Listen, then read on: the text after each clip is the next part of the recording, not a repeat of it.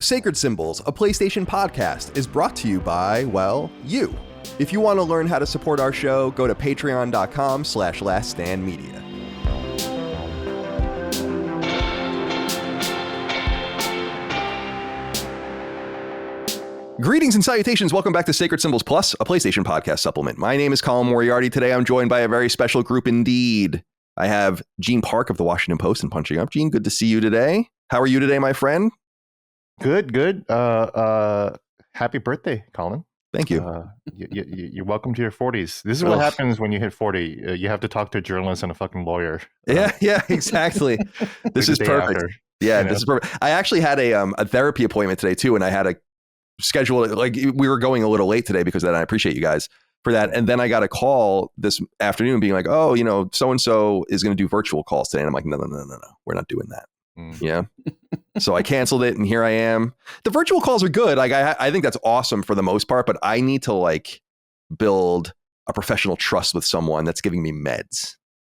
Talking and shooting the shit's fine, but I need to know, look at you in the eye, and you have to understand that you're so I rescheduled that or whatever, but I appreciate you guys actually. And Hoeg, good to see you as well. Rick Hoeg, a lawyer, friend of the show. Good to see you. How are you today, my friend? I'm doing well. I'm looking forward to a talk. Yeah, me too. So last week we actually convened to do this, and you guys, I said it to you guys in an email. I was so pleased it was you guys, because it would have been so awkward if it was some one-off thing that I had to do. I was just having a really bad day, and I sat down and I was just I don't think I'm mentally really prepared to do this show. Could have done it. I've faked a lot of things in my career, to be perfectly honest with you, but just didn't feel right. I don't have to do that anymore. It's not like being at IGN where you're I gotta smile and be happy or whatever on these cameras. No, I don't have to do that. I can be miserable. Yeah, beyond. Oh, welcome. You were probably pretty miserable back then too. Oh my God, I hated everything back then. More than I do now, probably. But I was making $50,000 a year and working on a constant basis. That's so crazy. And I thought I was the luckiest dude in the world, and I was in some sense. But I appreciate them, but I didn't also realize how much I was being taken advantage of until I left. Mm-hmm. And I'm you couldn't give me any more money than this. Yep, dude. When I left, I made $70,000. Yep. Wow. Really? Yeah. Wow. And I had to ask for that. I had a whole dinner with them and a whole and they were receptive. I went from 55 to 70 after that dinner. Wow. That's crazy. And then you leaving was definitely one of the smartest things you've ever done. It's and that's a nice amount of money for a normal job in a normal place, but not for a senior position in San Francisco. No, absolutely not. That's ridiculous. I mean, it's not even possible. I knew dudes that I used to have to go to the furthest parts of BART, right?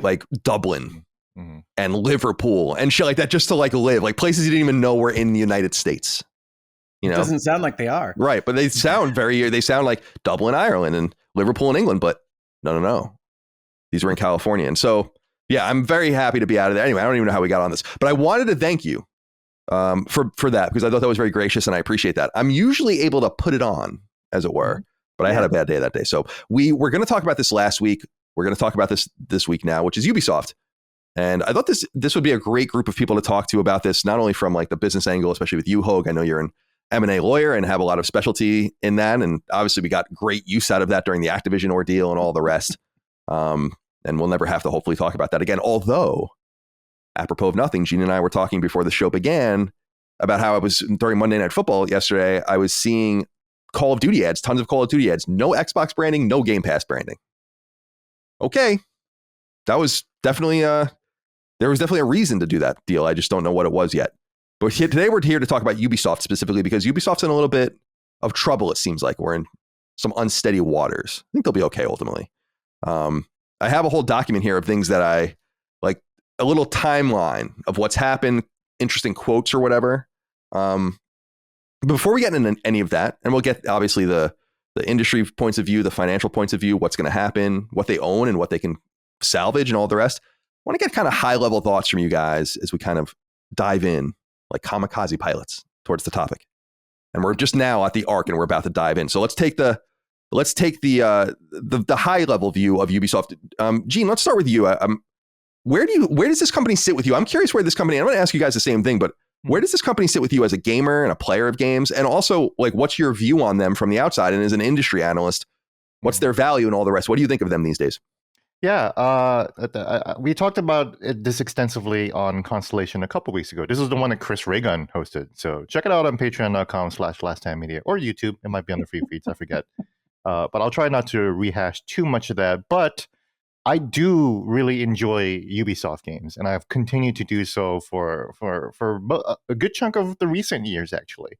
Um, a lot of people talk about how the Assassin's Creed series has kind of fallen off or whatever, or maybe there's not much interest. But then people forget that AC Valhalla is actually, I think, the best-selling one out of all of them. But it's still sold like well over 10 million, I think. Let me check. Yeah, I'll look it up for you. Go ahead. Yeah, sure. I know it was very popular. It was very, very popular. I wonder if it's kind of like a Final Fantasy 15 situation where people might have been turned off by that and they might not tune in for the next Assassin's Creed, because AC Valhalla was a very, very huge game. I had huge problems with it when I first started it, because it is basically like a 120-hour, 150-hour epic, and it goes across all of goddamn England.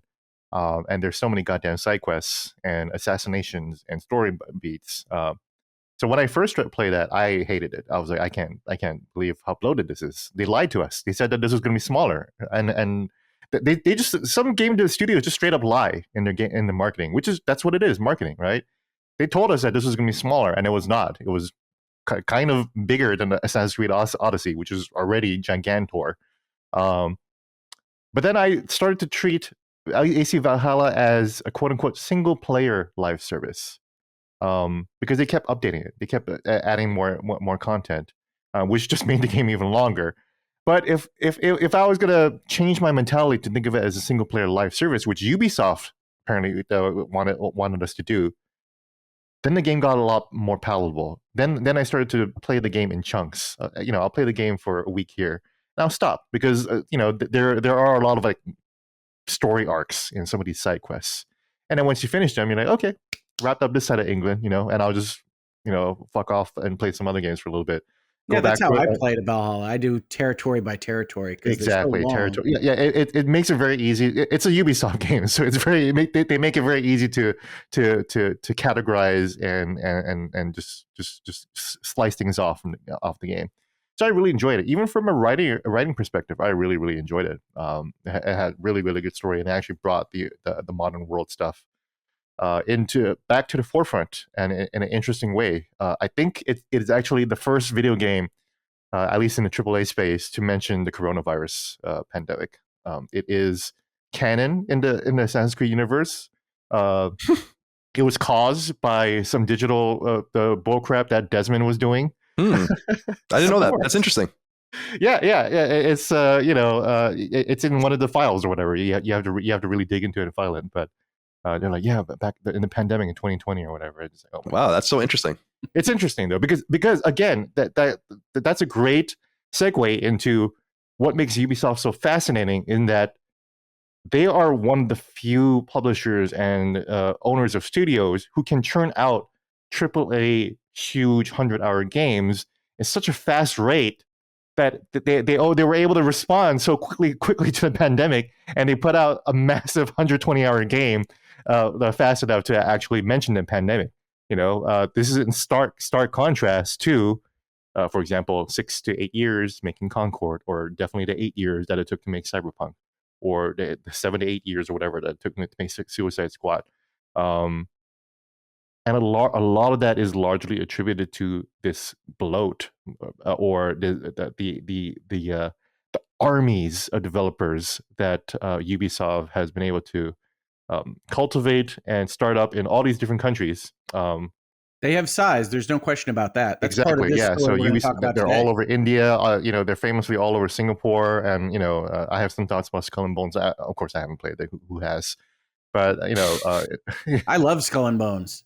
You guys are going to out me on every show that I do over here. That's fine, dude. Yeah, it's funny because I was at the bank the other day, and just what I can't. The banker was just talking to me about some transactions. Like, oh, what do you do? And just trying to make conversation. And then there was a dude like working there, like in the vault that was like open, and he overheard me. And then he was telling me that he was playing Skull and Bones. So it's the second person that I've met. Yeah, that's crazy. I really do love Skull and Bones. It's one of my favorites this year. But I mean, that leads into the fact that I also love what I do consider the Ubi game. I think Ubisoft gets a lot of crap for essentially putting all of its game licenses into a similar feeling but not identical bucket. But I do like the template that they use for their games. So I am a fan of the company. Valhalla, I actually found to be kind of the dullest of the RPG Assassin's Creeds, but Odyssey is one of my favorite ever. So I'm still on board with that series. I really enjoyed Outlaws once I got past some of the funk at the beginning of the game. I really hated it for a number of hours when I started that game and really wound up loving it at the end. So Ubisoft as a company makes products that I like. But there is no question, if you just look at comparatives across the industry, that they are running a larger and more bloated ship than their closest competitors. Yeah, so, as you point out, Colin, all the time, that they're larger than PlayStation Studios, which is ridiculous. It's ridiculous. It's absurd. Yeah. How is that possible? That's crazy, you know? And, you know, I know you've mentioned this before in past shows, but yeah, given Ubisoft stock now and the amount of IP they have, you know, maybe Xbox should have just bought Ubisoft instead, you know? Yeah, I think that would have been a play, a different play. Would be a play. And also, Ubisoft games have a long history of appearing on Xbox, you know? Splinter Cell was initially an Xbox exclusive, you know? That's true. What else? There was a lot of partnerships with Xbox. I always associated Ubisoft games with Xbox, and that's because they really came into the mainstream around that time when the Xbox One came out, and of course that's when Splinter Cell came out, and the original Rainbow Six games were all Xbox. That's right, too. yeah, that's right. And I was a huge Tom Clancy Rainbow Six fan on PC, so I was like, oh, totally, I'll play them on Xbox.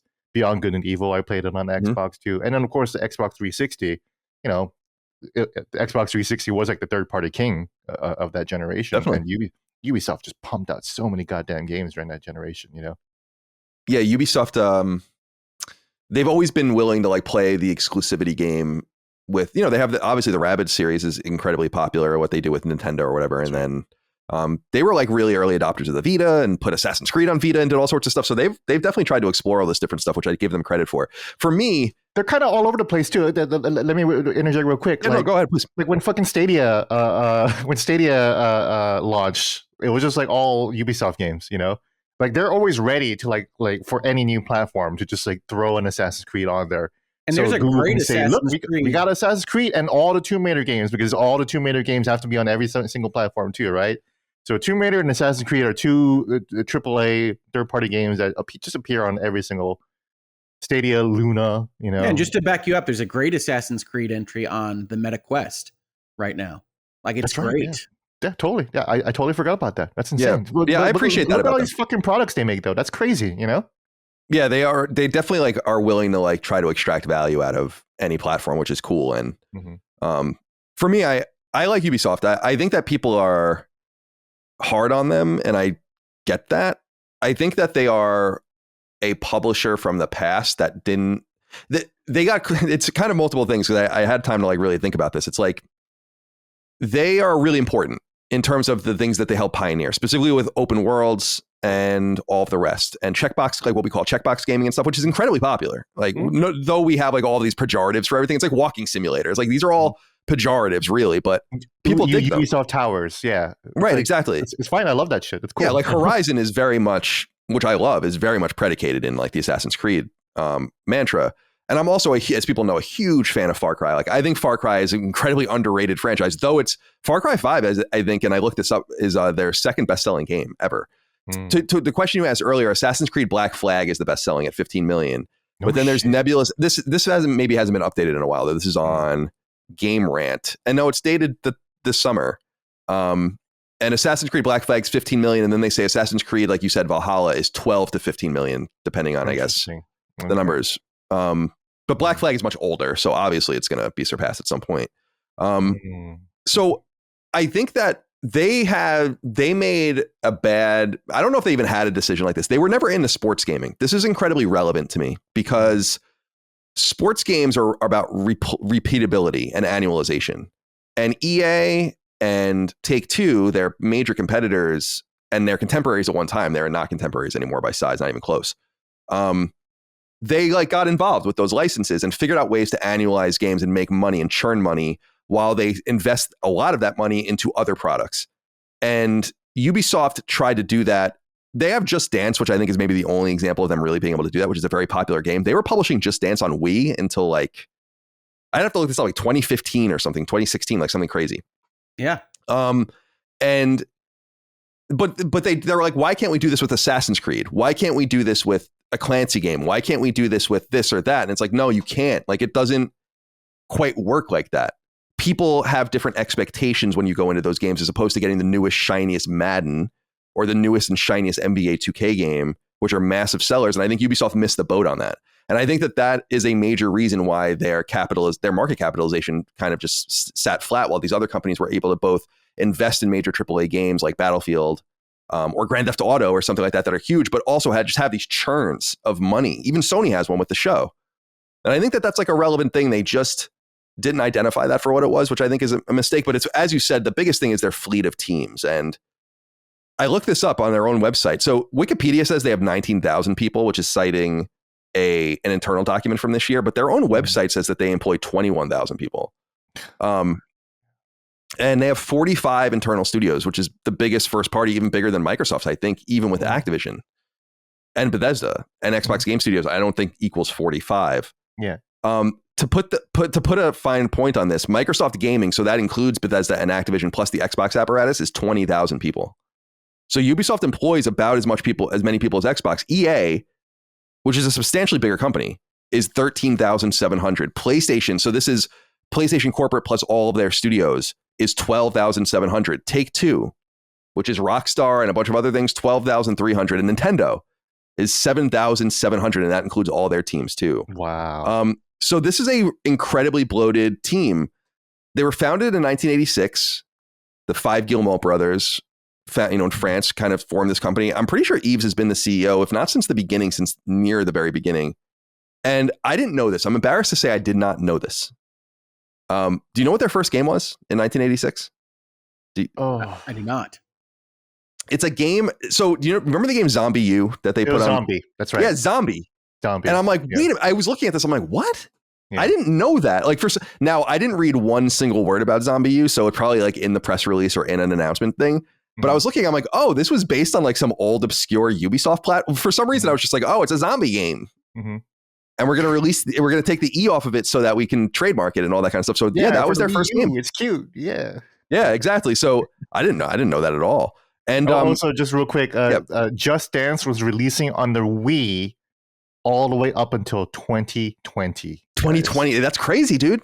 They were making Wii games in 2020, bro. That's crazy. And developers, back to your point about all this fleet of teams, 4 studios. It was Ubisoft Paris, Ubisoft Shanghai, Ubisoft Bordeaux, and Ubisoft Pune. No, Pune, yeah, in India. Pune in India. But yeah, I don't even know where the fuck that is. That's crazy, Yeah, they have their presence is. I was looking up at this too. It's like that's another thing that's worth noting is that they are obsessed with not using external talent to make games.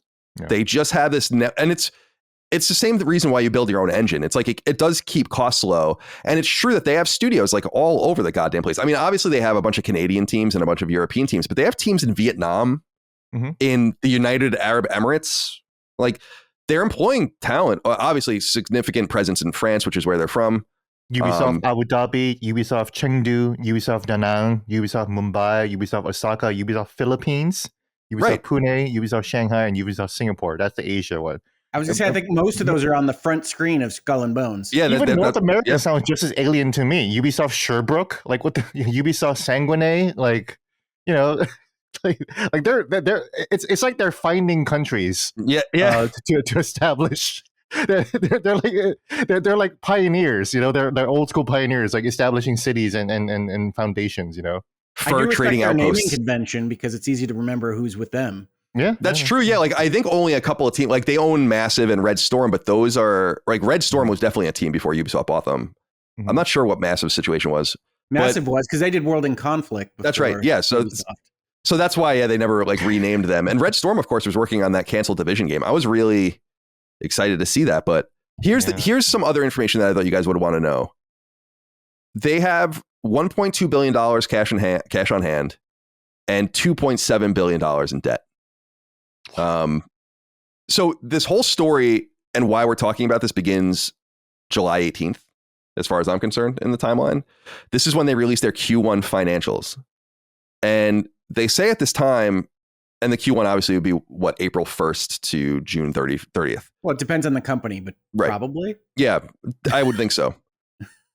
He says, quote, in a selective market, we delivered a solid start to the year with net bookings above target, reaffirming that we are on the right track, end quote. Net sales were up year over year, 8% at this point. But then something, and we'll get into this, I think, something happens and goes wrong. On September 25th, they release a financial revision and say that the company will break even and not make money in Q2.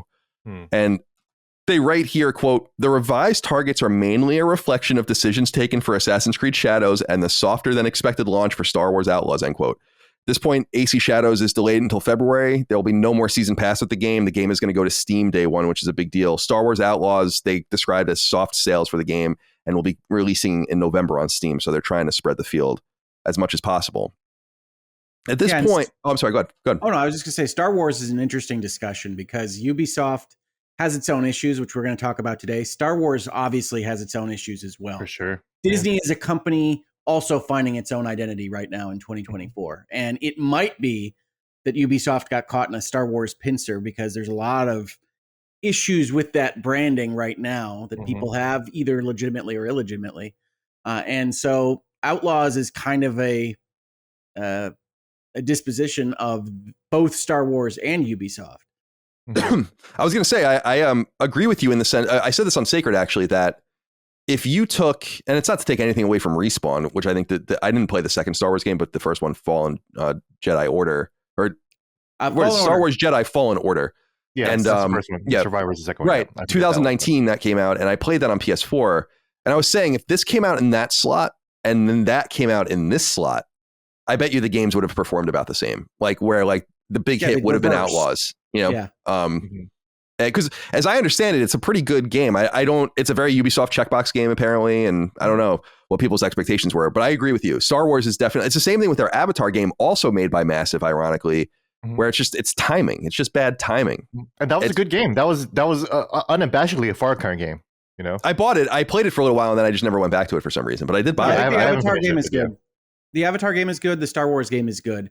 Yeah, but I mean, talking about Ubisoft acting as kind of a dinosaur, that licensing is something that we don't see all of their competitors doing at the same time, right? So you take money that you could make just on whatever property you build, like Assassin's Creed or anything else, and you license out Star Wars or Avatar, or I think Tom Clancy is under license.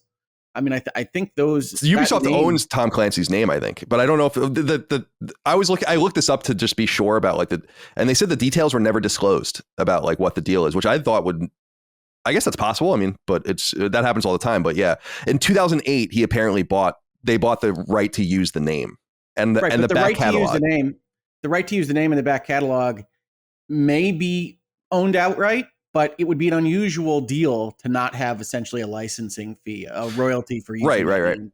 Yeah, because you're probably right. I think I'm looking at it more like when I think Tom Clancy's dead, but what Tom Clancy novels still come out, and I think Ubisoft owns all that shit, as far as I understand, or maybe they're licensing the name and they own the stuff made from it. So they would own Rainbow Six Siege. They would own the book based on Rainbow Six Siege. I think the Division got some books. So, dude, by the way, I would love to. I fucking love Tom Clancy. Like not the newer dude. Red Storm Rising was like a really amazing book when I was a kid. I was like, this book, fuck. Oh yeah. And my it's funny. I haven't talked about this too much, but my mom's husband, my stepfather, Larry, is an FBI analyst, and he has been for years. He's going to retire soon. He's also like a professor at some schools, and he would say like that the big scuttlebutt he was in the Navy at the time, in the military, was like Tom Clancy has incredible access to people and they launder all the shit through him. So like everything in the books is real, like in some sense, or like based on real shit. And like only people that would be in the know would know, like, oh, this doesn't sound too crazy. So I loved Red Storm Rising. That was probably my favorite one, but I only read a few of them. But anyway, the other thing that they mentioned here, and we talked about, so we have the Star Wars Outlaws thing. Insider Gaming, which is a very reliable website, in my opinion, Tom Henderson reported that the game sold about 1 million copies, which is not great. I mean, when you look at, not great at all, actually. When you look at did you see DBZ Sparking Zero, whatever the hell that game called? It sold 3 million copies. It's like, damn, dude. Nice. I had no idea. And Metaphor hitting 1 million like right away, you know? Right. Like It's great it's news. crazy, you know? It's great news. Yeah, I bought Metaphor, but I'm not going to get to it anytime soon.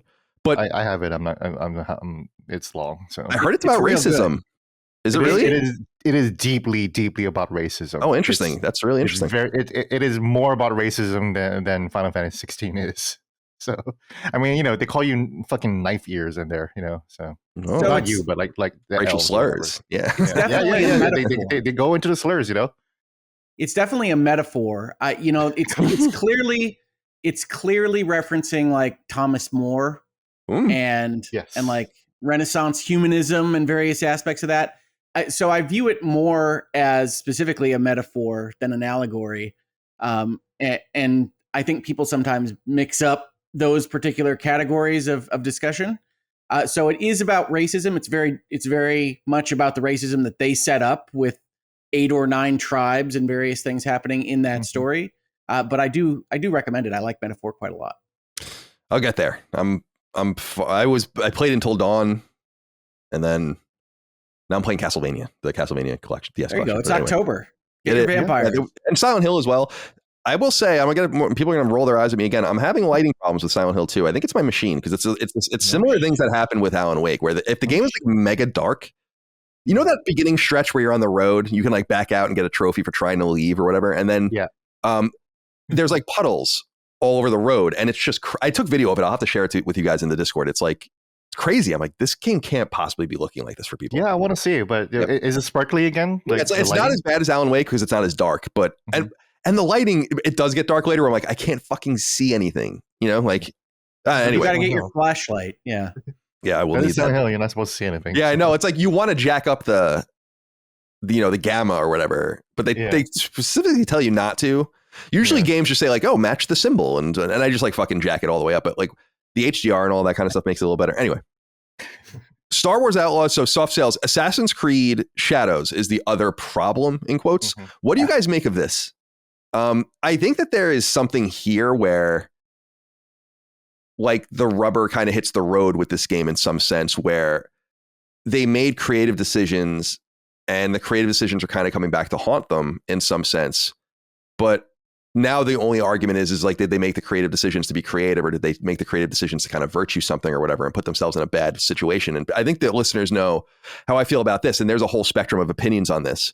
But I think more importantly than whether they did that, it's whether they look like they did that or not, right? I mean, I think their moving Shadows is on the heels of Concord. And however you feel about Concord, I thought that was a good game, but the way it was marketed and what people reacted to were similar to the things that they reacted to with respect to Shadows. So if you're Ubisoft, if you're management, and you're talking to your artists and your creatives, and you say, wait, what do we have in this product? Maybe you just try to move it out of the wake of that and see what happens. Because Concord, I think, was the first time that we really saw the kind of Twitterati of it all have an impact on the bottom line, right? PlayStation looks at that and says, we can ignore all of this noise because that's never happened before. And then it happened. And now Ubisoft says, okay, well, we can't afford one of our premier tentpole franchises to get killed like that. So we're going to move it out of this year. And the way that the stock reacts to that is not just that the sales might not be there in the future, but they won't be here now, right? A dollar now is worth more than a dollar later. We know this just from inflation recently. And that's what investors are reacting to. That's why the Ubisoft share price falls so fast, is not just Star Wars, which may be a misplay, but moving Assassin's Creed back says we don't know whether management knows what's going on, and we're not going to get money to find out for a longer time now. Yeah, I love what you say too about the optics of it versus the reality of it. Because I've said it on the show, and I know everyone has different opinions on this or whatever, but it's like making the protagonist of your first Japanese samurai Assassin's Creed game a black person is a decision, and right, and it's strange. Like I don't care what anyone, like if people disagree with that, I think it's fucking weird. you know, and I think it's like not surprising coming from a company like Ubisoft. And it's not to say that that person isn't an interesting figure. I'm not a Japanese historian. I have no idea. I mean, I know a lot more about it maybe than the average person, but it's like this rich tapestry of Japanese history and all of these different characters that even I know about being a layman, you know, and that's like the Mongol hordes trying to invade Japan and all the characters that come out of that and all the different periods you know, the 400 years of isolation and frankly, the deep racism that was going on in Japan, maybe rightfully so in some sense. Not, you don't want to say racism rightful, but like them constantly trying to get broken open and abused and used by Western powers and all that kind of stuff. Like you could put all of that on its head and make it really interesting. And I think they went to like the lowest kind of common denominator, Western schlocky version of Assassin's Creed and set it in Japan. I find that kind of strange. It's possible, right? We don't know because we haven't played it. But that really is what that's the optics conversation is. What does it look like right now? What does that look like for pre-orders? Oh, we better get our game and move it back and figure out what we're going to do with this. And I tend to agree. I don't mind Yusuke. I would play that Assassin's Creed. I'm still looking forward to Shadows. But yes, one of the things I love about Assassin's Creed is what I call virtual tourism, right? And is going into these areas, being in ancient Egypt, being an ancient Egyptian, going into ancient Greece, being in the Peloponnesian Wars. And if I'm going to go and be in samurai era Japan, I want to be a part of that culture and not the outsider. That's what I want from my Assassin's Creed. I never thought that the criticism against this was disingenuous. I mean, a lot of it is, right? A lot of it is just straight up racism, right? But I think there is a fair point because when you look back at I played I'm a huge fan. I'm the reason why they make annual Assassin's Creed games because I buy every single one of them, right? I love the series. This is the first time in the series where a main protagonist would be a historical figure. You know, even the other character, Naoe, she's the ninja. She's not real. You know, but this is the only time that they decided to like, oh yeah, we'll put in. You know, you got to be Leonardo da Vinci in Italy or whatever, right? And then that's the thing that stings too, right? Every time they go into one of these cultures or countries, it's always a native of that culture. Literally, they did that in Assassin's Creed 3, and everyone loved that. You know, it makes total sense for the guy to be a Native American. Fucking awesome. Yeah, it is. You know? It was cool. That's the last one I played, ironically. Yeah. Yeah, and we learned so much about that culture. You know, that game had issues, but I really love like what it brought to the table in terms of the history, right? And we really got to understand that, and I felt like that really like built a bridge towards understanding Native Americans. And now, you know, here we go to Japan finally. You know, and look, I'm it's not a big deal for me, but I as a longtime Assassin's Creed fan, I am disappointed that I can't be a Japanese guy in a Japanese Assassin's Creed game. You know, that sucks. I've been waiting for this for how long, since whatever the series started, and then now I have to be a Japanese girl in the Japanese game. You know, it's funny because I'm just an observer. I wouldn't play this game at all, no matter what, because I'm so fucking buried in Assassin's Creed, like far behind. I wouldn't even bother at this point. Yeah. It makes you feel better. The continuing plot line doesn't make a ton of sense. It hasn't really advanced since Desmond died. You know, everyone just kind of spinning their wheels and be like, "Oh my god!" And then COVID happened, and then they're like, and then so they acknowledge that. If I'm being honest, a lot of the story just hasn't moved forward in terms of that. You know, I kind of feel like, if I'm being honest, like it makes me feel good that I can just ignore Assassin's Creed, not because it's Assassin's Creed or whatever. It's just like I need to like just move on past things and not even worry about because there's just not enough time, you know. So I've kind of done that to Assassin's Creed over the years. So I'm not observing it from, or I'm not commenting on it from a player of the game because I'm not. But that's important though. I think a lot of people have fallen out of the series. You know, look at Final. You know, Square Enix is going through the same issues with Final Fantasy VII, right? Why isn't Final Fantasy VII selling? Right? It's because it's been like 30 years. You know, a lot of people have died since then. You know. A lot of Final Fantasy VII fans have died, or they just don't give a shit about. Yeah, they're old. They aged out, you know. Or they aged out. Yeah, they're just like I don't care about Cloud of Aerith anymore, right? So, and I know a lot of people who used to be hardcore Assassin's Creed fans. Like I don't fucking care anymore. They lost me, you know.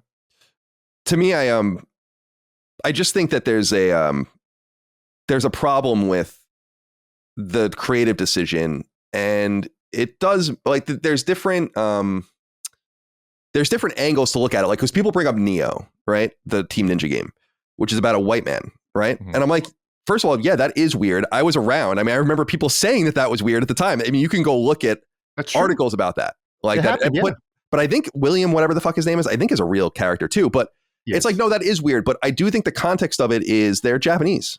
Yeah, they made these are Japanese guys, right? So like they made, and like that does have some bearing on it. Like, and so I just feel like, yeah, it's cool. Like I just think it's a lost opportunity, and I think you did it to virtue signal in some sense. It's like, we're gonna have a really like inclusive cast, and it's like, but you're going to Japan. What about them? You know, like, and by the way, if you know anything about Japan, regardless of how you feel about the history of this particular character, which I'm not an expert in it at all, like, Japan was incredibly hostile to outsiders for hundreds and hundreds of years. Like I said, Western ships had to go to one place to trade, and you'd be killed instantly if you were found anywhere. And obviously you wouldn't be able to mix in with anyone or anything like that. So there are all these random people, like, you know, a random monk that ends up becoming like a folk figure in Japan that like is from Portugal or something. But like, generally speaking, you could have taken it like the antithesis of this and taken advantage of it as being like really skeptical of outsiders and doing something different. I'm not trying to rewrite the story in some sense. It's just, in my opinion, this is what I keep saying on the show, and some people have a problem with it, but it's like, I noticed, man, like, I'm sorry. Like, if you're going to do things for me to notice, then I'm going to notice them. And you did this, and I noticed. And it doesn't mean that it's good or bad. It is what it's just like, you made a decision, and it's going to turn a lot of people off. They've been asking for this setting since the beginning, since the Italy settings. And you weigh it down with this kind of stuff, and I think it matters. Like, just like it does matter. Yeah. Why is it? You know, and here's the thing. Okay, fine. If it's Yasuke, I have no problem with that, right? He is an interesting, cool character that's been in fiction. But like, why does he have to be a samurai? Why does he have to be? Why do I have to be a clunky? Why does he have to be a slow brute? You know, why can't I be a black guy ninja? That'd be fucking sick then. But we can't. You know, the girl has to be the ninja. She has to be the kunoichi. So like for me, like in a gameplay perspective, that just like restricts the role playing aspects and how fun it could be in terms of like how we approach things. And it's like, okay, whatever. Yeah. Well, and I think by the way, the first time that they've split the gameplay across two characters like that. I mean, Syndicate had similar gameplay for two different characters in the plot. Yes. This appears to be even broaderly different. Yeah, I fucking hate that. What the fuck? You know? Separated. I don't know. Maybe it'll turn out great, and I love the samurai gameplay, but I agree with the instinct on optics, and I said this on my channel, but like, people come into my comments, and I occasionally talk about things that are a little bit adjacent to politics and whatnot, and people want me to talk about wokeness or anti-wokeness or whatever. And what I said was, I can't get into the specifics on development of these properties, whether it's Star Wars or anything else that I'm not in the room on, but I don't want to just kick to the curb the notion that you can look at certain aspects of how people behave on Twitter or body types or politics being introduced, the optics of the thing, and say, as a proxy, I think that something is more important to you in the development of this piece of media, whether it's a movie, a television show, or video game, than telling me a good story or entertaining me or what have you. And that doesn't take away from the fact that, yes, racists and misogynists or misandrists or whoever you just really dislike are out there at the bottom dregs and making points that may be similar and ruining kind of the discussion of all of this. But it's okay to look at something and say, okay, yes, they are elevating something above what they should be in this product or service that they're putting forth for me to buy, and say, I can't take that risk with my hard-earned money before I know what's in that product. And that's all of these votes with our wallets are before we know, right? When we buy tickets to something, when we buy that copy of a video game or a movie, we don't know what we've bought until we experience it. And I think people have been taught to look at certain signifiers and say, that seems less likely to entertain me in the way that I want than I thought. And I do think there's a level of reasonability there, even if some people take it too far, and even if there are bad actors. There are always bad actors on any given side of any issue. And the lowest dregs do not mean that you can just ignore legitimate concerns on one side or the other. Yeah, that's well said. I mean, because I do understand people's guttural reaction to saying like, well, that's racist and that's this. And it's like, but just think about it. Like, don't get caught up in the And like there's a lot of like emotion and all this stuff. And I understand it, but just think about it. You know, like what's racist about that observation? It's just actually the creators are the ones that implemented race in this. And it's what Hoeg is saying. And that's like where it makes you wonder, like, okay, so yeah, what's most important to you? And I believe that at lots of AAA studios, there has been a culture in some corners. It doesn't always shine through in the games, but sometimes it does, of there being like a left-wing attitude that permeates some of the products. I think you see that even in games that I think would pay a greater price if they weren't what they were. So an example of this, I think, is Spider-Man, where Insomniac is an incredibly vocal left-wing studio. And I know that because I wrote a definitive history on them and that kind of stuff is talked about, but also it's like, that's just the culture they have there. And that's fine. I should be clear. And I think people know this is like, you can do whatever you want, you know, like from a creative point of view, do whatever you want, but obviously the people are going to respond on the market. But like when you see like openly like pride, pro-trans, BLM, all that kind of messaging overtly in Spider-Man, which again is your prerogative and you can believe those things and feel however you want. Not even saying that, but like those are political messages. And I think that like they've been somewhat bubble wrapped because it's like it's going to be hard if you want to play Spider-Man games to not deal with Insomniac, and people are just going to take it. But if it was like some random thing like Dustborn, right? Like Dustborn didn't have any protections. It was made by some random European team. Quantic Dream published it. It was heavily funded by governments in the Nordics, and it had none of the protections of Spider-Man or Insomniac or Sony. And I agree. And you said earlier about Concord, like even Sony and PlayStation couldn't do anything for Concord, you know? So yeah, go ahead. I was just going to comment on Dustborn for a second, because I agree that it's not a great game. I wanted to talk about the random developer for just a second, because Red Thread is an offshoot of Funcom that was made by a guy named Ragnar Tornquist, who is not a Viking by profession. He's a game developer, but he came out with a game that is one of my favorite gaming stories of all time, called The Longest Journey, that I think is from the late 90s. It's an adventure game. I highly recommend people to check it out. But that pedigree went through a game called Dreamfall and then Dreamfall Chapters, and now has led us to Dustborn. I don't understand how we got there, but he's not quite as random as he might appear just on the outside looking in. So I see that. Yeah, that is a really interesting history. Yeah. Huh.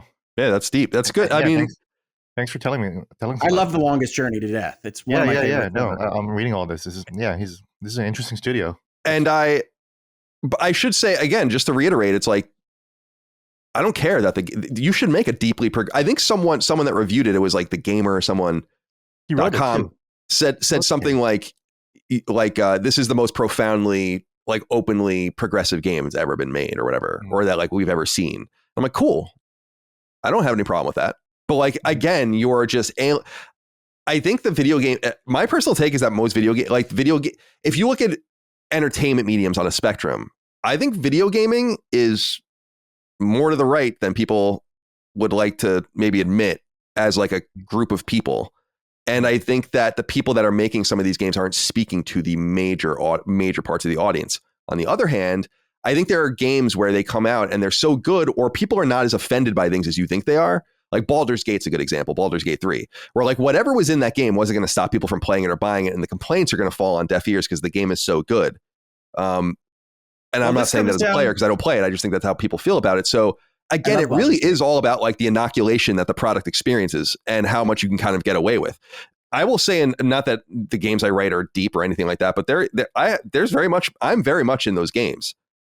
But I don't think it would hit you over the head in some sense. And I don't want to alienate anyone. See, that's the big thing that I don't understand. And this is why I wanted to bring all this up, because there's a specific quote that Yves Guillemot said in a statement that I want to read here after all of this hullabaloo. And we'll keep going down the timeline. But it'd be funny if your politics ended up in Super Perils of baking. Yeah. Like why is there a Ron Paul boss fight here all of a sudden? Like, there's like I've said this before, but like the toaster enemy, I wrote about how it was made in like a Chinese factory by slaves for $1 a day or something like that. So there's like just a little piece of that, but like obviously Twin Breaker especially is about like a virtuous vision of the American future in which it stops fighting, you know? And so like it's supposed to be crazy deep, and it was supposed to be dissonant with the game. Like it's a brick breaker, and then there's like crazy fucking story, you know? And That's awesome. And a lot of people didn't get it, and a lot of people didn't like it, which is totally fine. But that was like the intention of it. And so, yeah, it's deep. It's about like an isolationist America, like where in the story of the game, like World War III happens, the United States doesn't participate in it.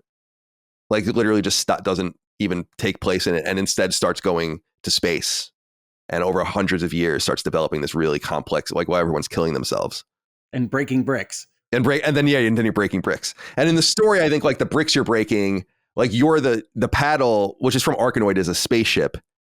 And then the pieces are like pieces of generation ships that have been like destroyed by the aliens and all the rest or whatever. So we tried to like do something with it, but should I be playing Colin's games? It sounds really interesting. Yeah. I think I'm actually going to buy Twin Breaker. Oh, we can send you a code. We have, because that's the other secret of like publishing games. And I've said this for years now since we first put our game out, is like any PR person or developer that says that they don't have a code for you because they don't have enough codes is lying to your fucking face. Yeah, they're lying. They generate thousands of these things. Like, and I'm pretty sure you can ask for more, but in no reality do we have too few codes. Like, yeah, no, it's what is it? Manufactured rarity or whatever. Yeah, right? Like manufactured scarcity. And it's just them. Yeah. That's it makes you when you know that for a fact, like when you develop games and then you know that for a fact, it makes you go through all of your interactions over the years of like, sorry, we don't have enough codes to go around. It's like, did you give a code to everyone in San Francisco? Like every person? Because I have a literal Excel sheet here with 2,000 codes on it that they just give you. They're like, all right. You know, like if you have Xbox or whatever. Anyway. Well, the only thing I wanted to add to your Baldur's Gate point in inoculation is not just inoculation of like good games, high quality things inoculating you from other aspects of what might otherwise kill your sales. But I want to talk about politics versus politics for just a second, which is, I know, a topic that I bring up on my channel. So if you're coming over from there, I'm sorry if I'm repeating myself already. But one of the things that I think is different, you said Baldur's Gate is political, right? And you mean that Baldur's Gate goes into certain things that we would consider to be political in our modern life and allows you to do various things with the character creator and things of that nature.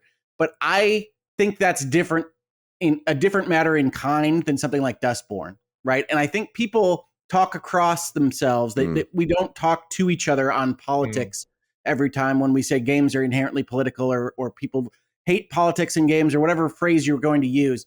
I think that most of the populace, most of the buying audience is willing to engage in politics as presented in the game world itself, right? Not getting into slogans that you see in Spider-Man or what have you, which are, again, as you say, totally within Insomniac's right to have. Although I think they do great more than just having an organic political storyline in something like Baldur's Gate, where it's about that society, it's about that world. Something like Metaphor, which does get close to that line in a couple of places, at least as far as I've played, which is a mere 25 hours at this point. And I do think there's a difference between things are political and things are political. And I don't think everybody always gets that across, especially when we're talking to each other on Twitter or whatever other low character count discussion board we have. It's very well said. And I think it's very important. Yeah. So what you're saying is like, there's a difference between Dustborn's progressive politics, which would be, I think, on the same side as a Dragon Age Origins breast removal scar surgery in some sense, while on the other hand would be like gay relationships and the things that are innocuous or more social as opposed to political. Well, and within the world themselves, right? Like if you're playing Dragon Age Veilguard and we run into the next town and they have a very deliberate allegory for Black Lives Matter, that's going to feel different than if they develop a confrontation between the Templars and the mages that might have some things you can pull out and apply to the real world, right? Which is what Metaphor does too, right? Right. Yeah. There's a better way to tell stories that we know, like this has existed forever. I'm not telling anybody anything here. That is not just strictly allegorical to something that you can apply directly to whatever is in the news or CNN or Fox or what have you that day. And I do think that the less subtle, less kind of storytelling oriented studios, not just in gaming, but across media, that go out and want to just talk about what they think is important. Godspeed. I'm glad that you think that's important. Wind up coming across as hectoring or lecturing or polemics in a way that at least certain portions of the audience are not enjoying, right? And I would argue actually that kind of polemic approach to talking about politics in some of our media is not enjoyed even by some of those folks that otherwise agree with it, right? But that's not why I got my video game. That's not why I'm at this movie. And I want to put that aside for a second. I don't need to hear your thoughts on Donald J. Trump. What have you?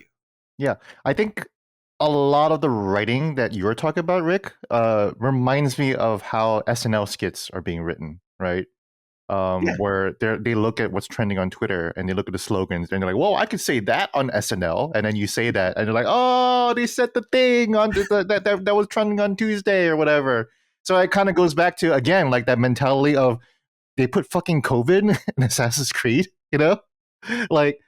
A lot of these writers are just taking headlines, things that are happening now, and it's like, okay, well, you know, like I'm expressing what I'm going through or what the world is going through right now, and some of that comes off as fucking cringy or try hard, you know, and lazy, honestly, you know. Well, it can take away from your organic story. Yeah, it can take away from your headlines. Then are you writing a story or are you the Huffington Post? You know, it reminds me too of people reading the wrong thing into what's being said too. Like they're not even getting the right allegory. They're not even getting the metaphor that's there. This reminds me a lot of Far Cry 5, where it's like, which I think Far Cry 5 is phenomenal. Far Cry 5 is arguably, 3 is obviously like the renowned one, but 5 I think is maybe the best one. And it's what's so interesting about it is that what I remember making fun of people about this at the time actually was like, people are so in their own little hive and just see things through these very specific lenses that they can't even see the overt references in the game that do not fit what they're trying to say. It is an anti-right-wing game in some way. The guy is supposed to be David Koresh. How can you not see that? You know, it has nothing to do with Trump. It wasn't even made. You know, it was mostly made during the last years of Obama, and so it's like that. I remember that bothering me because it's like you guys aren't even seeing it for what it is because you can't see out of this very narrow view. It's got to be about this, and I'm like, just do you look at the villain and see who he looks like, and then do you like try to read out about like this cultish religion and all of the rest? Like, how can you not see those big glasses? You know, go ahead. It's like reviewing. It's like writing a review of the PS5 and talking about Donald Trump. Right. Ian Walker. I'll never forget him for that. Exactly. Fuck that guy. Right. But that's exactly what he did. He's like, oh, well, you know, I'm just going to pull off from whatever's fucking going on right now. And that's what makes it relevant or whatever, you know? So why, like, he's just talking about capitalism and the PS5. And it's like, bro, you know, this isn't fucking a college class. You know, you're not writing a dissertation on capitalism and the PS5. You're writing a fucking PS5 review, you know? It's Christ, man. Yeah, you know? That's like that is a great example. It's infamous for me. That's like an infamous piece of writing for me. And like people, that was like one of the beginnings of people being like, I can't take this anymore. Yeah. You know? But I also feel like people just give the culture war is important, but I also think that it's given too much power. Like, I don't think the culture war is what killed Concord. The reason I think that is because Concord, just by right of being a PlayStation first party game of some interest, would have had hundreds of thousands of people playing it at least at one time. And maybe they would have fallen off, but like no one gave a fuck about it. It can't be all about that. It has to just be about something much deeper about it that didn't speak to people. And then people act like they get a scalp from that. Like, see, it's like a cultural scalp. And I'm like, no, the characters suck and all of that, but I don't think it's that. I think the game just sucks. The game just sucks. You know, and I think that people, Concord does not suck. No. This is what I was going to say. I hate hearing that even within our own network. Like, I cringe every time Chris Reagan says that. He's like, oh, like Concord was good, though. It was actually mechanically good, right? I don't think Chris actually really played the game. I played 120 matches in the short time that I was allowed to. Did you play rivalry mode? I did. Did you like that mode? Yes. Okay.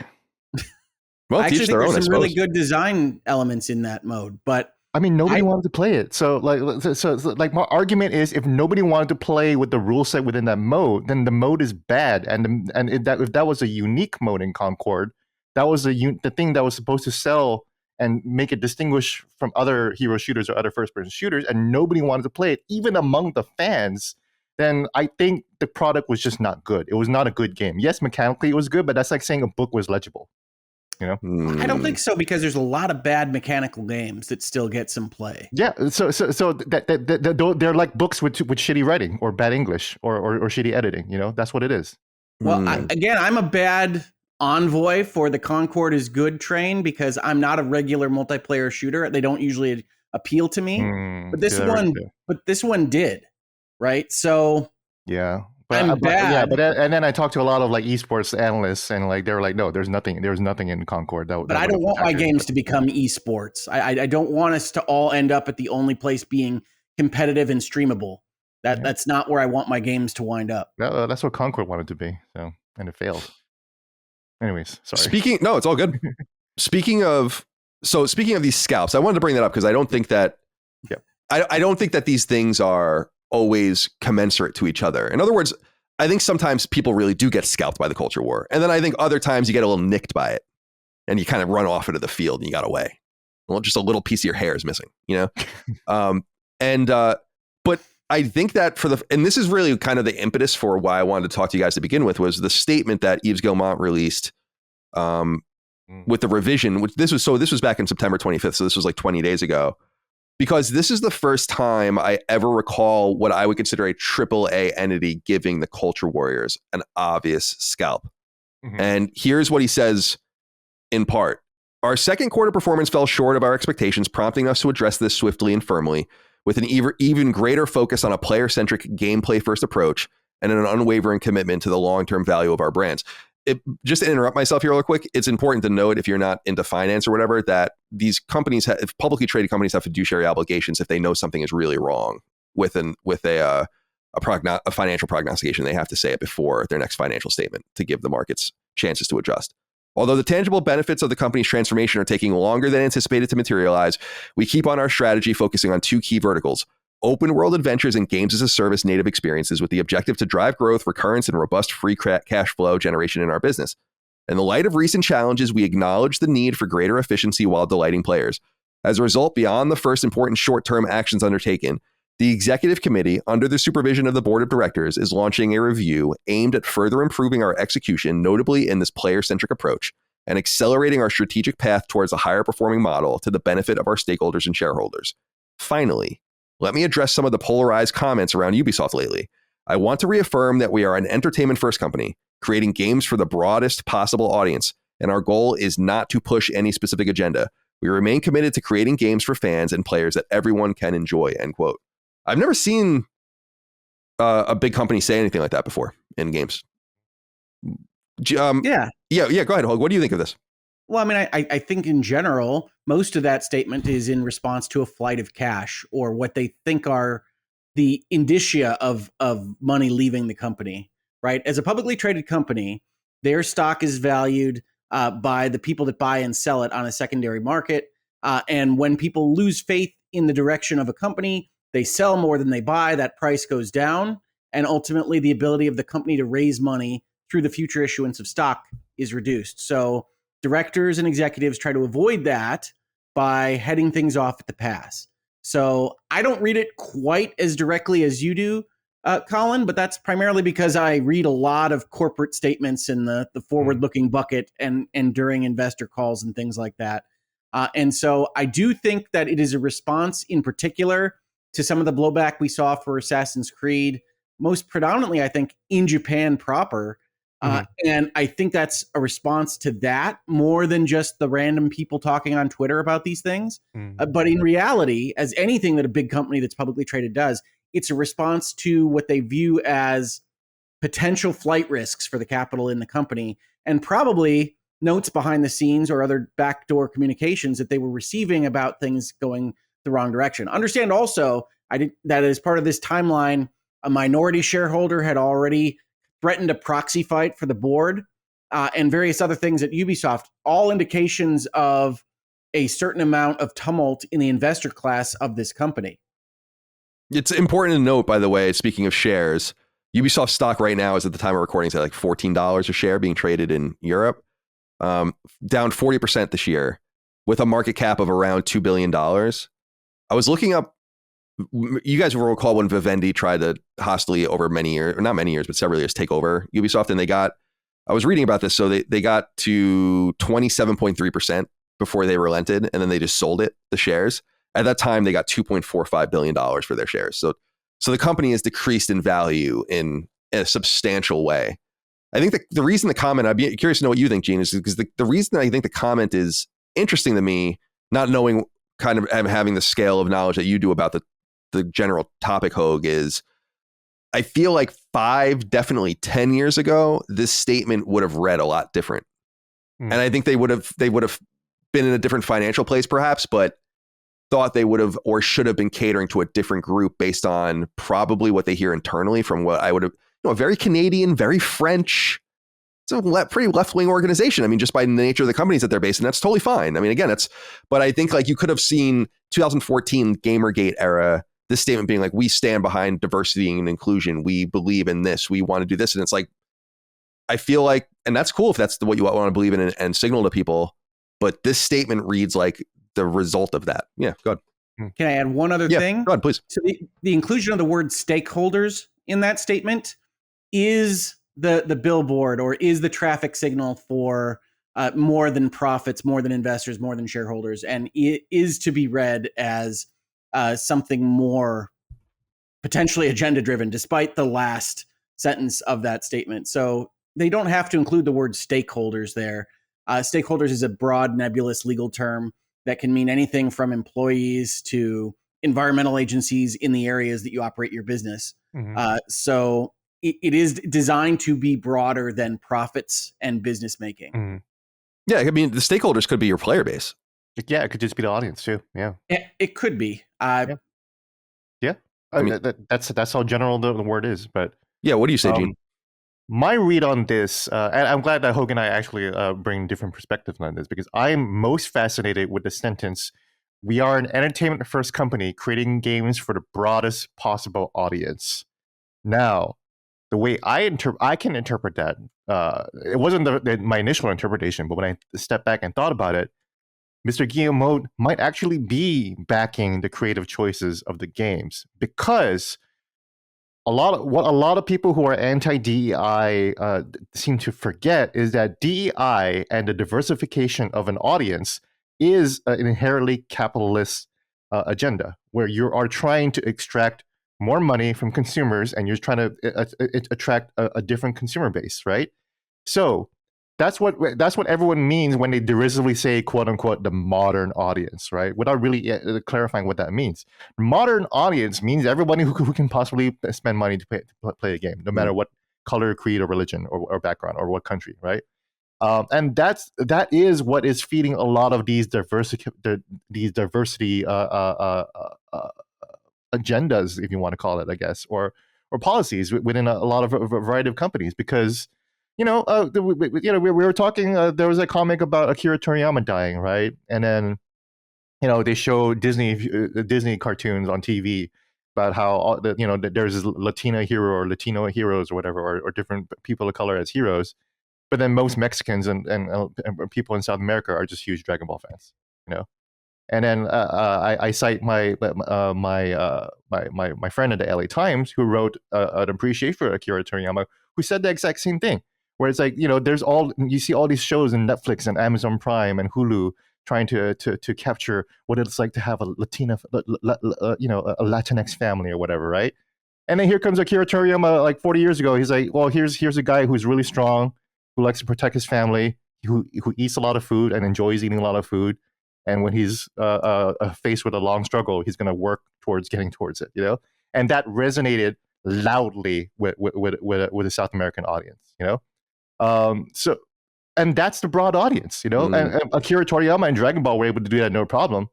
But that's what a lot of companies are really struggling to do. So when I hear we are an entertainment first company, and as such, our objective is not to endorse any specific agenda.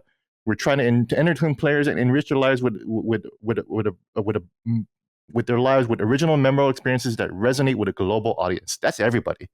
So it is the people who might see a woman being led at a Star Wars game. It would be Black people who might suddenly be interested in AC Shadows. Is it cynical? Yeah, probably. You know, but hold on. Now, first of all, that statement is to investors, right? So he's saying we want to sell to the biggest possible base. That's not really different than what we would call 4-quadrant appeal back in the day. We're gonna make things that are super popular. Yeah.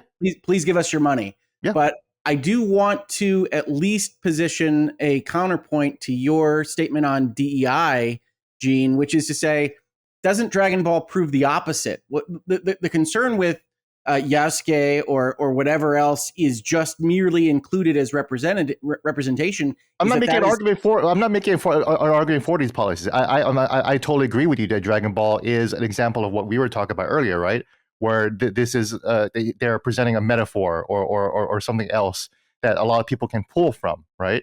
Well, yeah, as opposed to overtly referring to COVID or Black Lives Matter or whatever protest movements are happening right now, you know? All right. Well, maybe I misunderstood because I do think that Ubisoft is saying we want to sell to as many people as possible. That makes total sense. That's what you tell your investors. We're going to make a ton of money, folks. Get on board, buy our stock. It's going to be great value. Get in with us. We're selling to everybody.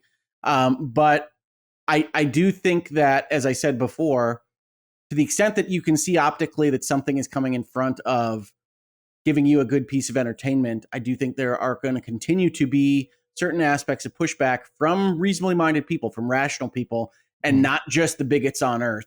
And I think that Ubisoft, like every other media company, is going to have to deal with that going forward. And right this second, it's clear that the investors don't trust the direction that company is going. Here's the difference in the approaches that we're both kind of criticizing, right? Like, because I agree with you completely, Hoeg, right? Imagine a last stand media, because we know that we have a audience diversification problem, right? So there's one way where we have Cog, right, who's a black guy, right, and we have him in our shows, and he's just allowed to exist and do that, or we have a new last stand media show, Black Lives with Cog, you know. Or we hire a new female host, and we call the show Feminist Frequency Part 2 or whatever, right. You know, as opposed to, oh yeah, here's our new host, she's great and she's going to talk about games, you know, like that. Yeah. Like I hope that kind of differentiates thing. But again, I am speaking, I'm putting corporate Gene hat on and saying a lot of these corporations think they believe that diversification will bring in a newer audience, and a lot of them are a little bit harebrained or very narrow-minded in like, okay, well, we'll just make a story with a black character, and you know, black people will just fucking love this shit, right? Yeah, totally. You know, as opposed to actually being a little bit more thoughtful in terms of, you know, writing a story that would appeal to a broadest possible audience, which is what Mr. Guillemot is saying, you know.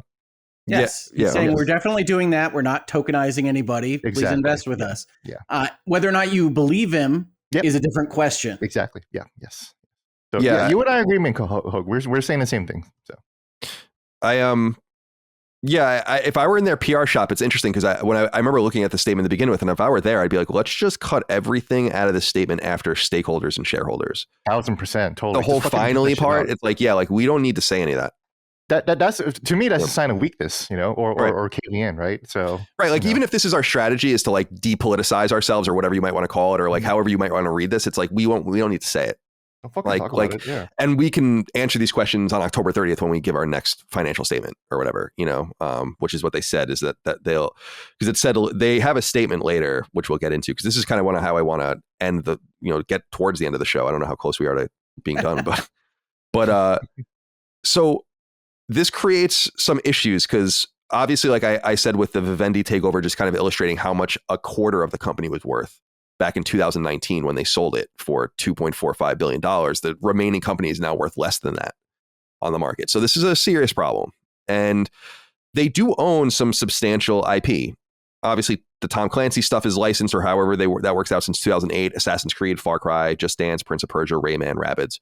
Even things like The Crew and Brawlhalla, I mean, these things can grow. X-Defiant seems like it might be in trouble.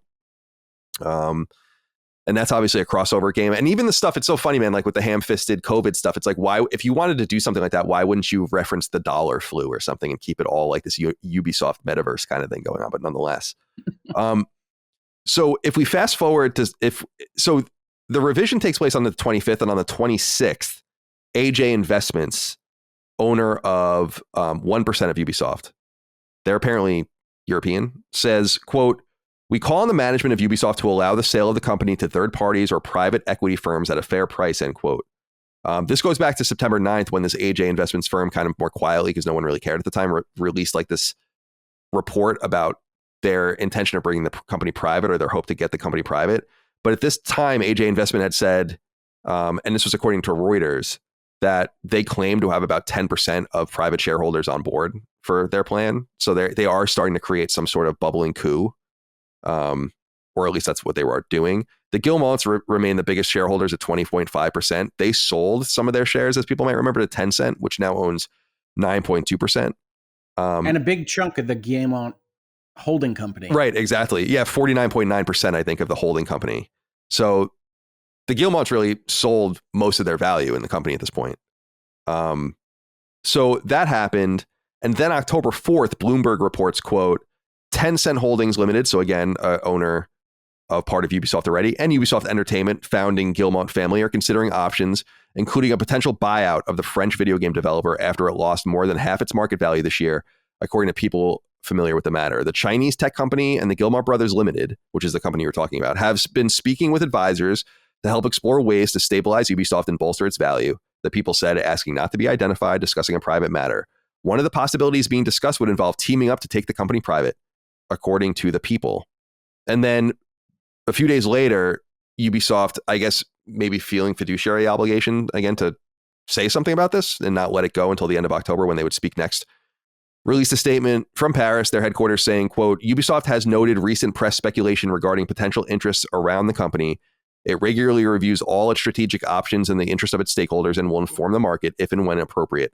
The company reiterates that management is currently focused on executing its strategy centered on two core verticals, open world adventures and games as a service native experiences.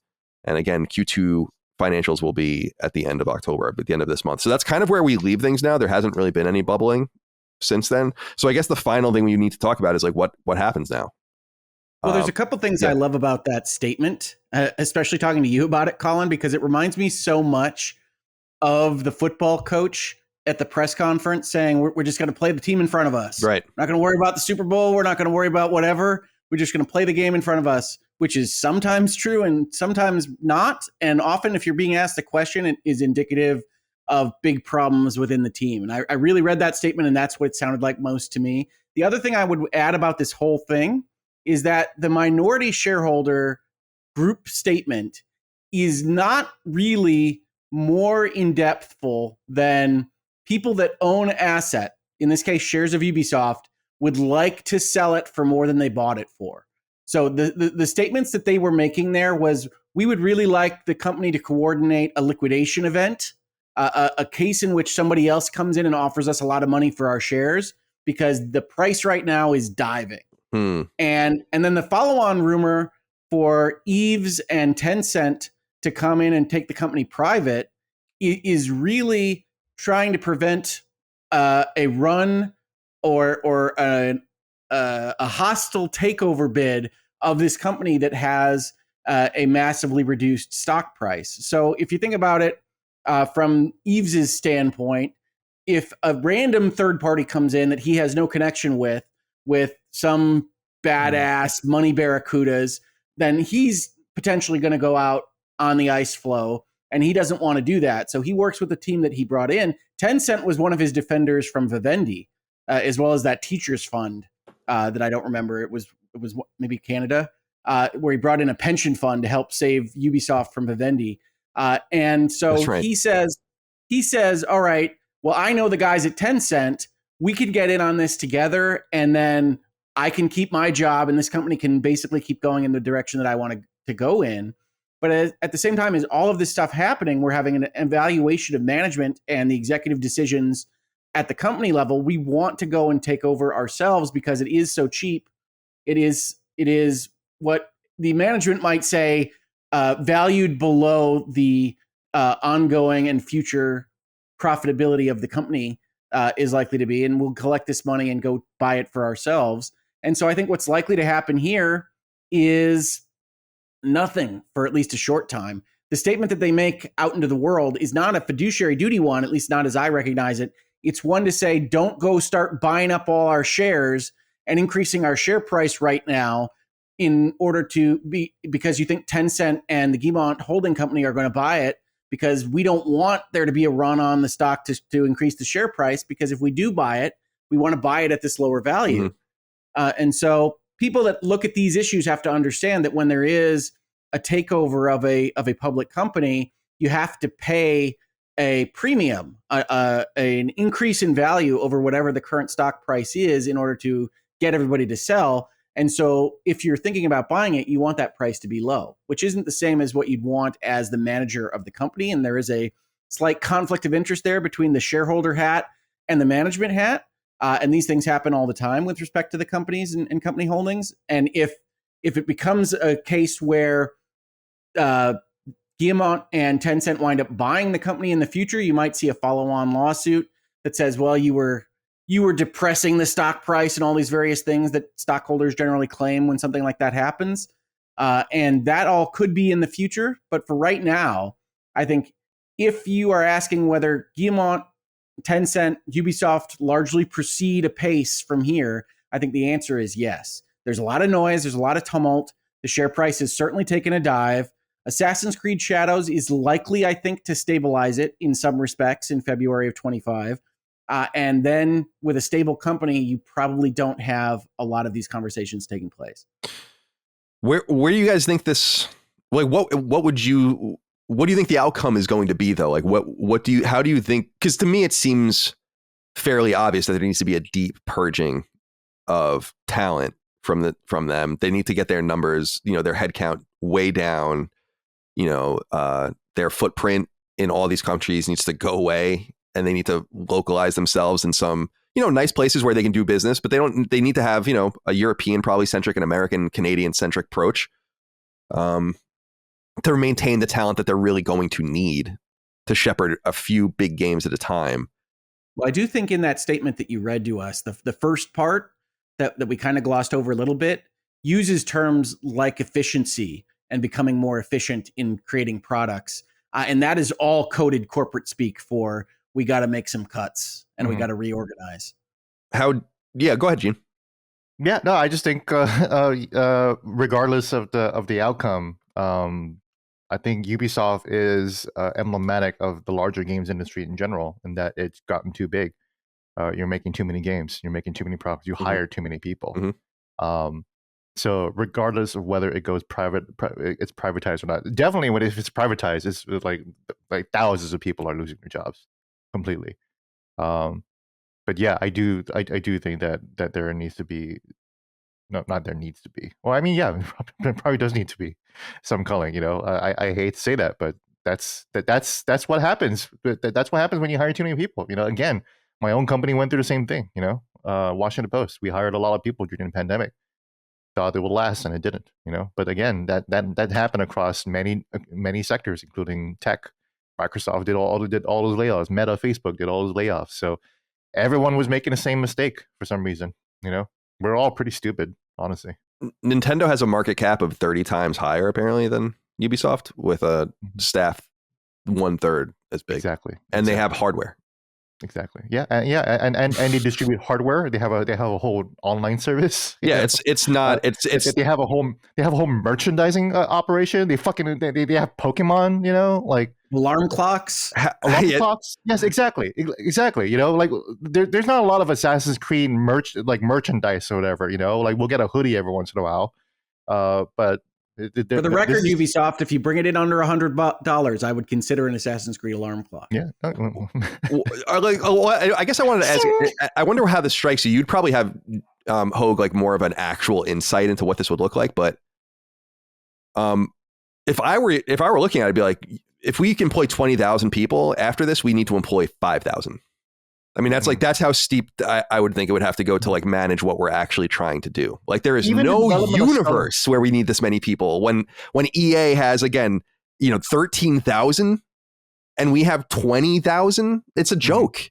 Like that's why I'm like Well- wondering if is it going to get Twitter crazy where they just lay off 90% of the staff, you know? Yeah. Um, Even in Ubisoft Singapore, right? The Skull and Bones. I don't know how much they were being subsidized for, but that's a famous thing that the Singaporean government was subsidizing Skull and Bones. And so for people who don't understand that, I actually have experience on this. Certain countries or jurisdictions will have like an economic development agency that would want to attract certain types of business. For example, this was a story I was actually going to work on before Eric Adams got indicted. But Eric Adams actually has a whole office within his New York mayoral office to attract the games industry. So he's actually they've actually been trying to listen to the games industry, what kind of tax relaxations we can have, or what can we do to accommodate more people.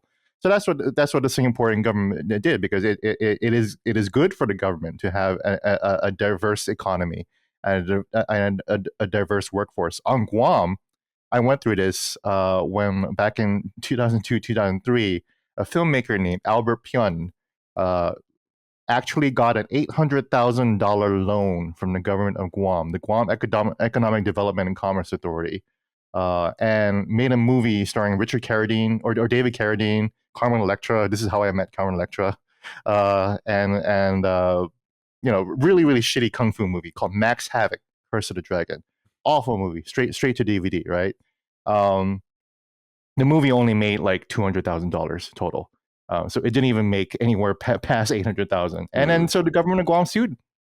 It said you promised the money back, and we're trying to get the money back, and they didn't get the money back. The producer of the movie only got to pay $300,000, and even he had to pay that in installments because he can make it.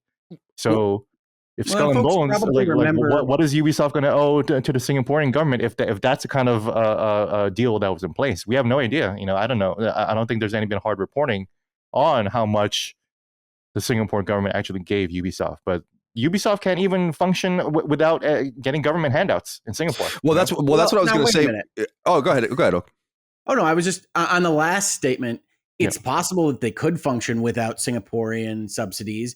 A lot of these companies operate on the premise of if it's out there, just we should take it, right? Sure. And so Ubisoft might position their company there to go take that subsidy. But I think people that are into video games certainly are aware of perhaps the most famous one of these, which is Kingdoms of Amalur, 33 Studios, Kurt Schilling, and having all of that money put forth. But yeah, if you're in the United States, listeners or viewers, then chances are if you go and look at your state government's website, there is something called an economic development corporation or agency or initiative that is looking to give tax breaks or direct grants to various companies that are going to come into your area. And if you watch movies, you might be familiar with seeing some of the logos for things like Atlanta, Georgia, or some places in Canada that help subsidize the movie industry or the television industry to come in and film there on the premise that those people coming in will add jobs and add to the economy on a local basis. Now, Michigan did that for a little while, invited the movie industry in. There's certain movies that you can see, I think a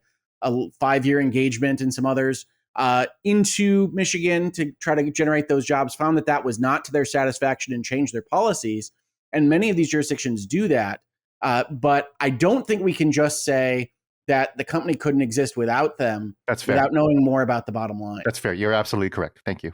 Yeah, I was going to say to add some context to that is that Ubisoft. I thought this was the Rhode Island stuff is obviously a huge example of this, but Quebec and Ontario are massive investors in video games. You see that at the end of credits all the time, and I think that's why Ubisoft is so heavily invested, not only because of the French speaking in Quebec, but because of and why it's so important to have a footprint there. I was saying that when Sony bought Haven, I was like, that's actually somewhat wise because they don't have any tap into that Canadian market that is heavily lubricated by tax dollars. I know my friends over at Drinkbox Studios, the guys that make Guacamelee and all those games, they definitely have that stuff. They definitely get money from the government. And I don't know if they're loans or tax breaks or whatever. So they can be loans, they can be forgivable loans. There's all sorts of ways that they do these. And yeah, I'm fully on the reasonable minds can differ train on this. I'm probably a little bit too close to the Michigan Economic Development Corporation to speak without bias on what it is that they do or don't do. But otherwise, various of these groups have found some success, and various of these groups have wasted your taxpayer dollars. Yeah, I don't mind I don't mind the development stuff so much, but I do think that if given a choice, and I think Trump was talking about this recently, is like we should just have a sovereign investment fund, and maybe even state and local versions of that, which sometimes exist. I think Long Island has like Long Island has like a weird governmental structure. We have like town supervisors and shit like that and all that. But I think that like there are some like local investors and all of that kind of stuff and kind of town assistant manager. Yeah, like we don't have mayors or anything like that. We have like Long Island is 2 counties, Suffolk County and Nassau County. And each of them is run by a town supervisor and like a board of directors, basically. It's like okay, yeah. It's interesting. So I don't mind that the government try to coerce people. I know Georgia really does that with film and all that. California, obviously notorious for all that kind of stuff. But I'd rather than them to just be like, oh, we actually believe in this movie being filmed in Hollywood, even though we're in Michigan and we're going to just invest in the movie. Like that seems to be like what Saudi Arabia does. To great effect. The Michigan Saudi Arabia connection. Yeah, exactly. We don't need to do it with them, but like they do it. But Hoeg, does that strike you as being, because I look at their value, I look at their headcount, I look at their properties, I look at what their output should be and what they can manage, and I'm like, yeah, you should be like a 5,000 person publisher, releasing 3 to 5 games a year at most. Two of those, one of those might be something experimental or digital, one of those might be something new, and then maybe you have an Assassin's Creed game every few years, you have a Far Cry game every few years, you have like a Tom Clancy game maybe once a year, once every 2 years. What more do you need than that? Prince of Persia Lost Crown is one of my favorites. Yeah, okay, like a Prince of Persia or a Beyond Good and Evil or whatever the case might be. That might be in the more experimental or like, just sure. Like that seems to be a reasonable cadence. It's like, in what universe do you even come out of this half as big as you are now? I just don't understand that. And I do understand that the labor that, not just to put it on the line, like it's like when you're hiring people in India, you're paying them like shit. When you're hiring them in Vietnam, you're paying them like shit. Mm-hmm. Fuck, dude, the Japanese companies pay their people like shit. If you get a job at like Bandai Namco out of college, you make like 25 grand. Yeah. So you have to remember like that there is an international element to it and you want to be international in some sense. But I also just think you're going to get better talent in a lot of these more experienced Western countries, generally speaking. And that's where you want to really invest your money. And then maybe you have a few of these offshore studios that you source things out to, so you don't have to hire, contract work, which is very expensive. Mm-hmm. And instead, they basically turn themselves into this 45 team apparatus that really doesn't do anything relevant except for, Rainbow Six Siege. And I don't know. So what does that strike you as crazy? Because I look at Twitter and the 90% layoff thing and I'm like, that actually kind of worked in some sense. Like the company, there it is with 90% fewer people working for it. It still exists and still doing great. So.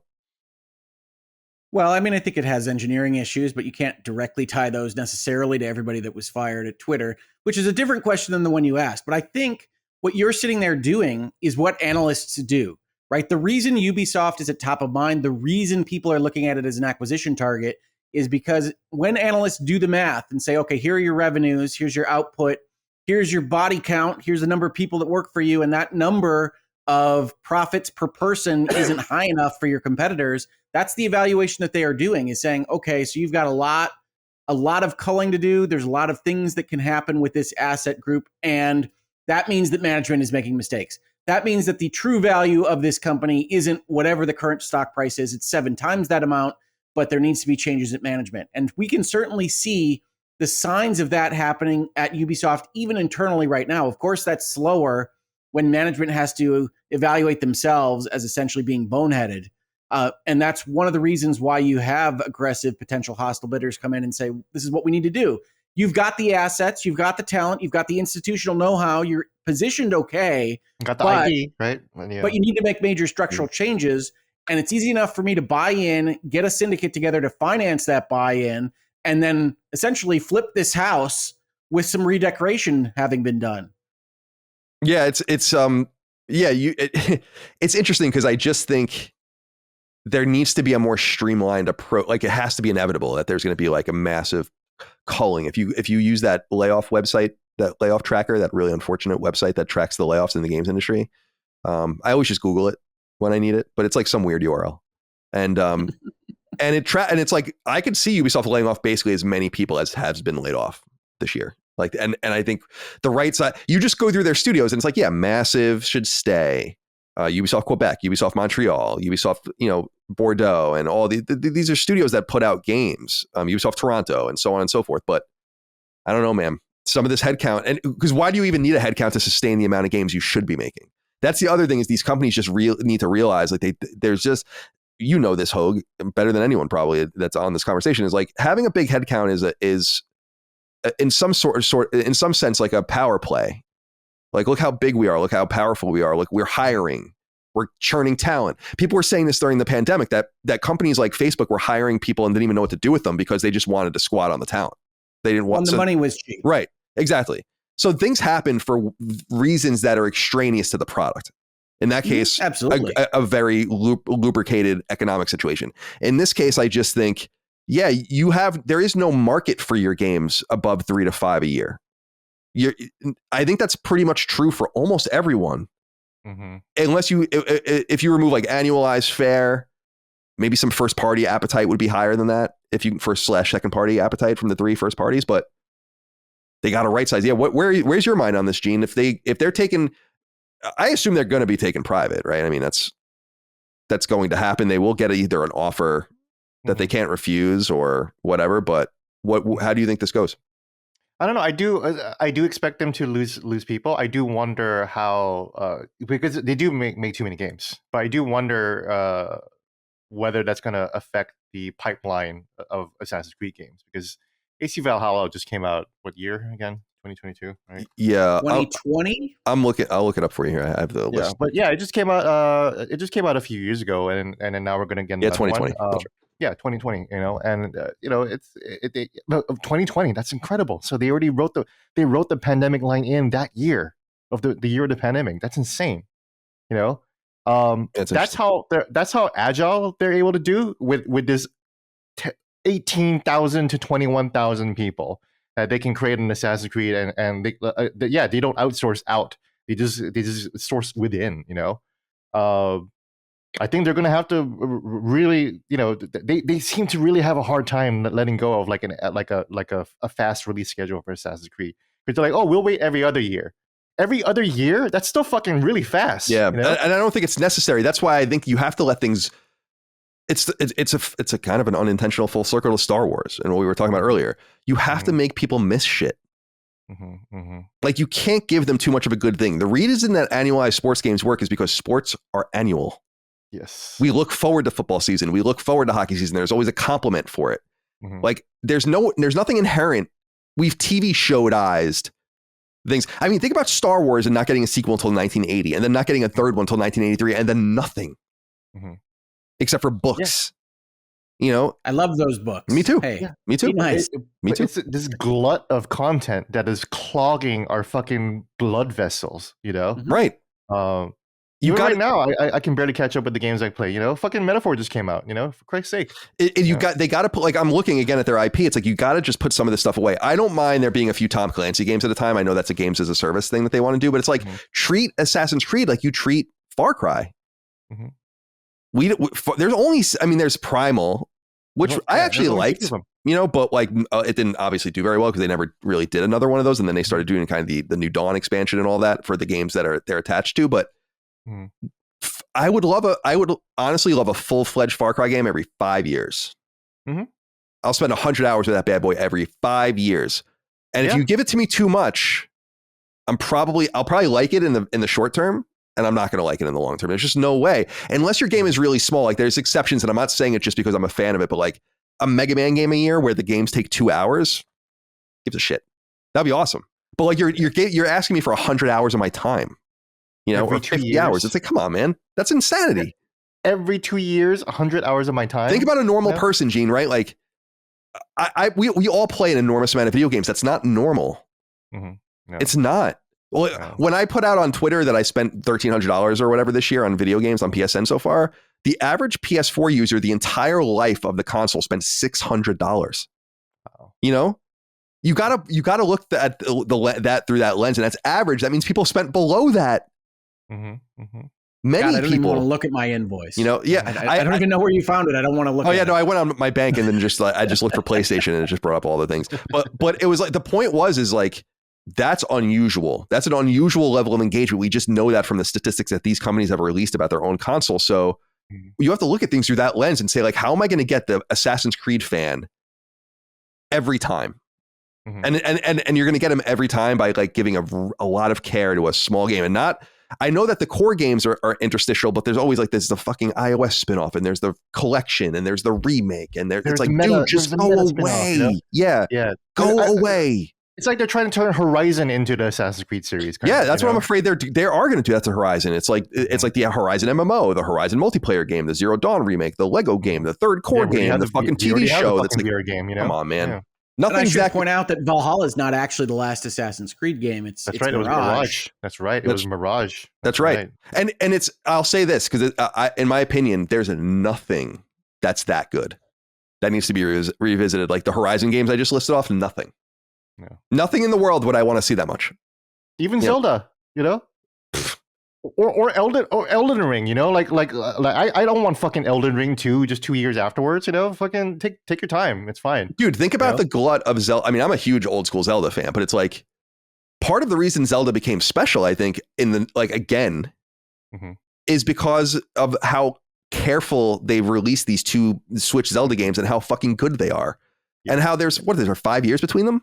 You know, that's perfect as opposed to like, dude, I loved Ocarina of Time and the Majora's Mask, but that was a year and a half, not even, you know, like maybe, like about a year and a half.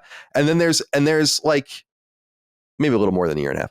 And then there's, you know, the whole glut of the Game Boy Color, Capcom Zelda games into like Four Swords Adventures, into Minish Cap, into like fucking Phantom Tracks and all these. I miss all of that. And it's just like, I played it all, but it's just like, it didn't feel special anymore. It was too much. You know, and I think it kind of peaked with Skyward Sword, where that game, like, no one really seemed to even care, and it was so weird. I think it sold like 3 million copies or something. That's like so bad, you know. Yeah. So I just think that like people need to take a hint. You can't get blood out of a stone. Like, and then also with Star Wars Outlaws quality, right? Like a lot of people were complaining about her face, right, and about how ugly she looked, right? Beyond that. There are legitimate, genuine concerns or criticisms or problems that people have about how the game is animated. You know, they do actually look like puppets from Team America a little bit. You know, the lips are just kind of flapping a little bit. You know, and it's like, okay, either you make a cheap Star Wars game or you make a really expensive Star Wars game. But this is that middle of the road stuff just makes it feel a little confused. You know, but it's because they apply that same level of care to Assassin's Creed, which also is animated quite cheaply, you know, and is not to the level of like a Horizon or even a God of War. You know, it's just below that, you know. And I say all this not, you know, acknowledging that I am grateful that Ubisoft makes so many fucking games, and it like they are unique in the AAA space in being one of the few publishers that just pump out games, you know. But you know, the other publisher, Square Enix, does the same thing too. They're both in trouble. Yeah, I just think the generation of pumping out games is over because I just think time is currency and the reach of these games, it's just inherent massive competition. As I've said many times, there are fewer than 1,000 games on NES. Period. That's crazy. Yeah.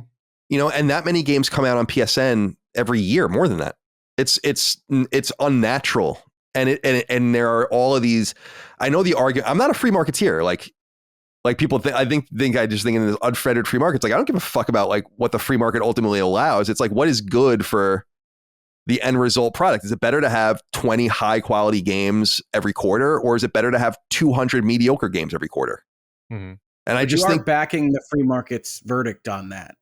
I mean, right. To be clear, when you say which is better, we're talking about whether the company can sustain its existence. Right. I guess what I'm saying, I guess, yeah, you're right. It's sort of a misnomer in that I'm saying, back when I had a debate with Adam Boyes when I was on IGN, when he was still at Twin Galaxy or whatever, or not Twin Galaxy, that's not the right place. Twin Galaxy is the website that tracks arcade scores. Billy Mitchell. Mitchell, right, exactly. What the hell is that studio called? I can't remember. It's in Illinois. Galaxy? Iron Galaxy, that's what it is. Exactly. Right. Iron Galaxy. And his whole argument was like, you should believe that like access to the market is the most important thing, that like anyone can publish like that. You would think that I would think that like anyone had access to an SDK and can publish a game and it's good. And I'm like, no, that's not good. It's fucking everything up. And I believe that even the AAA space is being inundated now with this. It's as bad as it's going to get at that expense.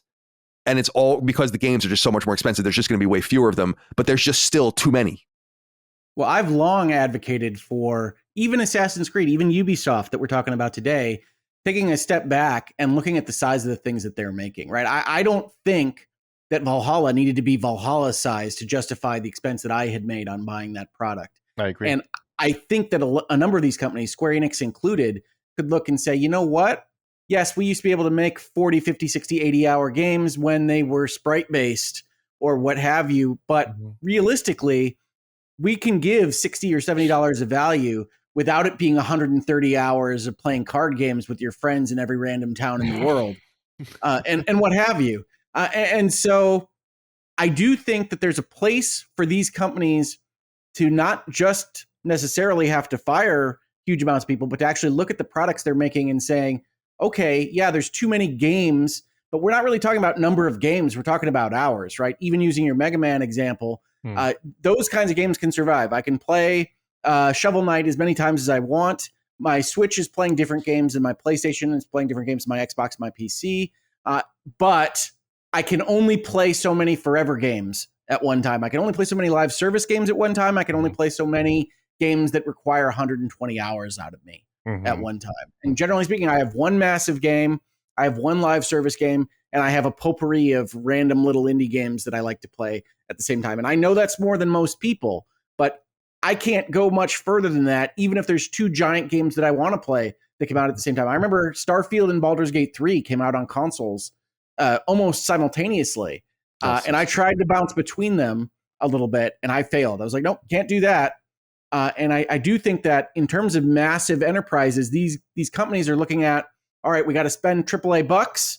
We're going to make huge, giant experiences. And I think you could pay AAA bucks or less than AAA bucks and make a curated, smaller experience that I will actually enjoy more, right? The era of those games that got you from beginning to end in 8 to 10 hours, the Metal Gear Solids of the world, are still remembered because they were fantastic. And that game isn't better if it's 100 hours long. No, it's good. It's made way worse. Yeah. That's kind of an issue that a lot of people are talking about Silent Hill 2, in that it is just so much longer. And it's like, okay, well, I don't know if it needed to be that much longer.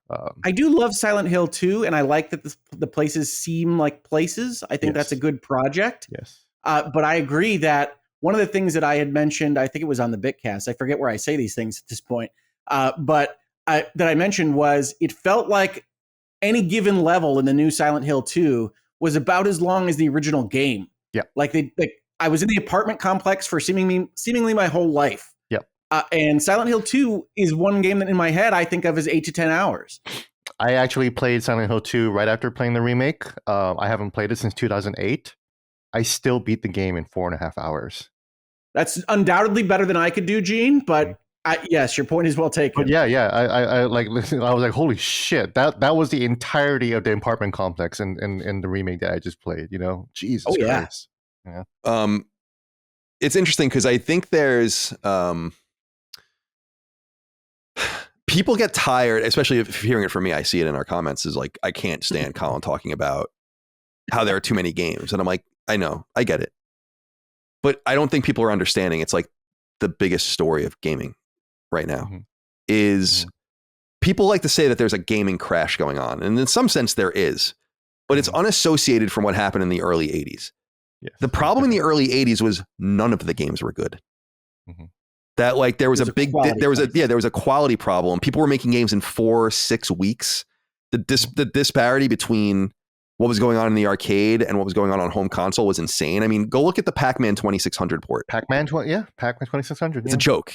You know, like, but they were doing the best they could. But it's like I played that shit when I was a kid. You know, I was like, "What the fuck is this?" Yeah, you know? it's been. It's I not didn't that say fuck back then. You know, and there's Jesus. 2,600 games I love, but it's like it was a primitive machine. It was different. It was for different reasons. People that shouldn't have been making. I always bring up Quaker Oats was making games. Like everyone was just trying to get in on it. It was like looked at as like a fad, and it went away. The problem now is that there are so many more games. People are like, all right, we get it. It's like, dude, but is the overall? If you imagine that, think about how iconic the NES catalog is. Right. And how there are, 50 like stone cold classic games on it. So like, and I think you could easily name 50, in my opinion, that are like legitimate classic games. And that's a pretty good hit rate. Mm-hmm. Why is everyone complaining nowadays that everything is mediocre or there are just too few good games and that there's nothing coming out when there are thousands and thousands of attempts at getting your money, your time, and your attention? It's a bad sign. It's different now. It's not that the good games don't exist. It's that it's actually getting to the point where I think good games are actually beginning to fall into the cracks. I've said that many times over the last few years, which is unheard of. Where I play games like Lords of Exile was one of them, which is like a really great Castlevania style game, 2D game. I'm like, this game is fucking amazing.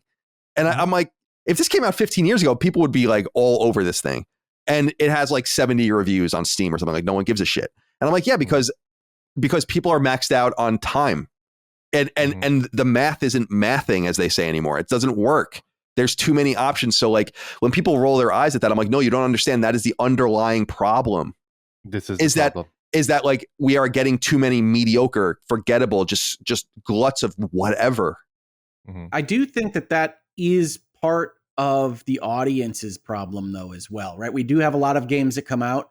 It is certainly the case that subsections of the audience get locked into AAA gaming is the gaming, yes. Right? And I think one of the things that has become apparent in the last couple of years, if not longer, is that AAA gaming has great experiences. It has photorealistic graphics. It has some really big things that you can get into, but there's a lot of fun and interesting stuff happening below that.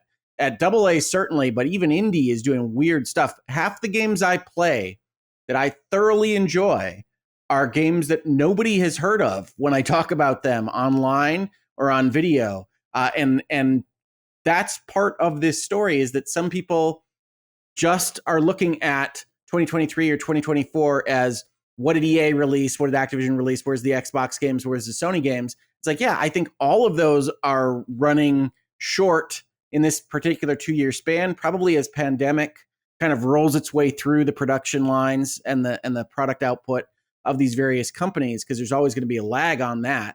2020 is really, we're only feeling that now in 2023 and 2024.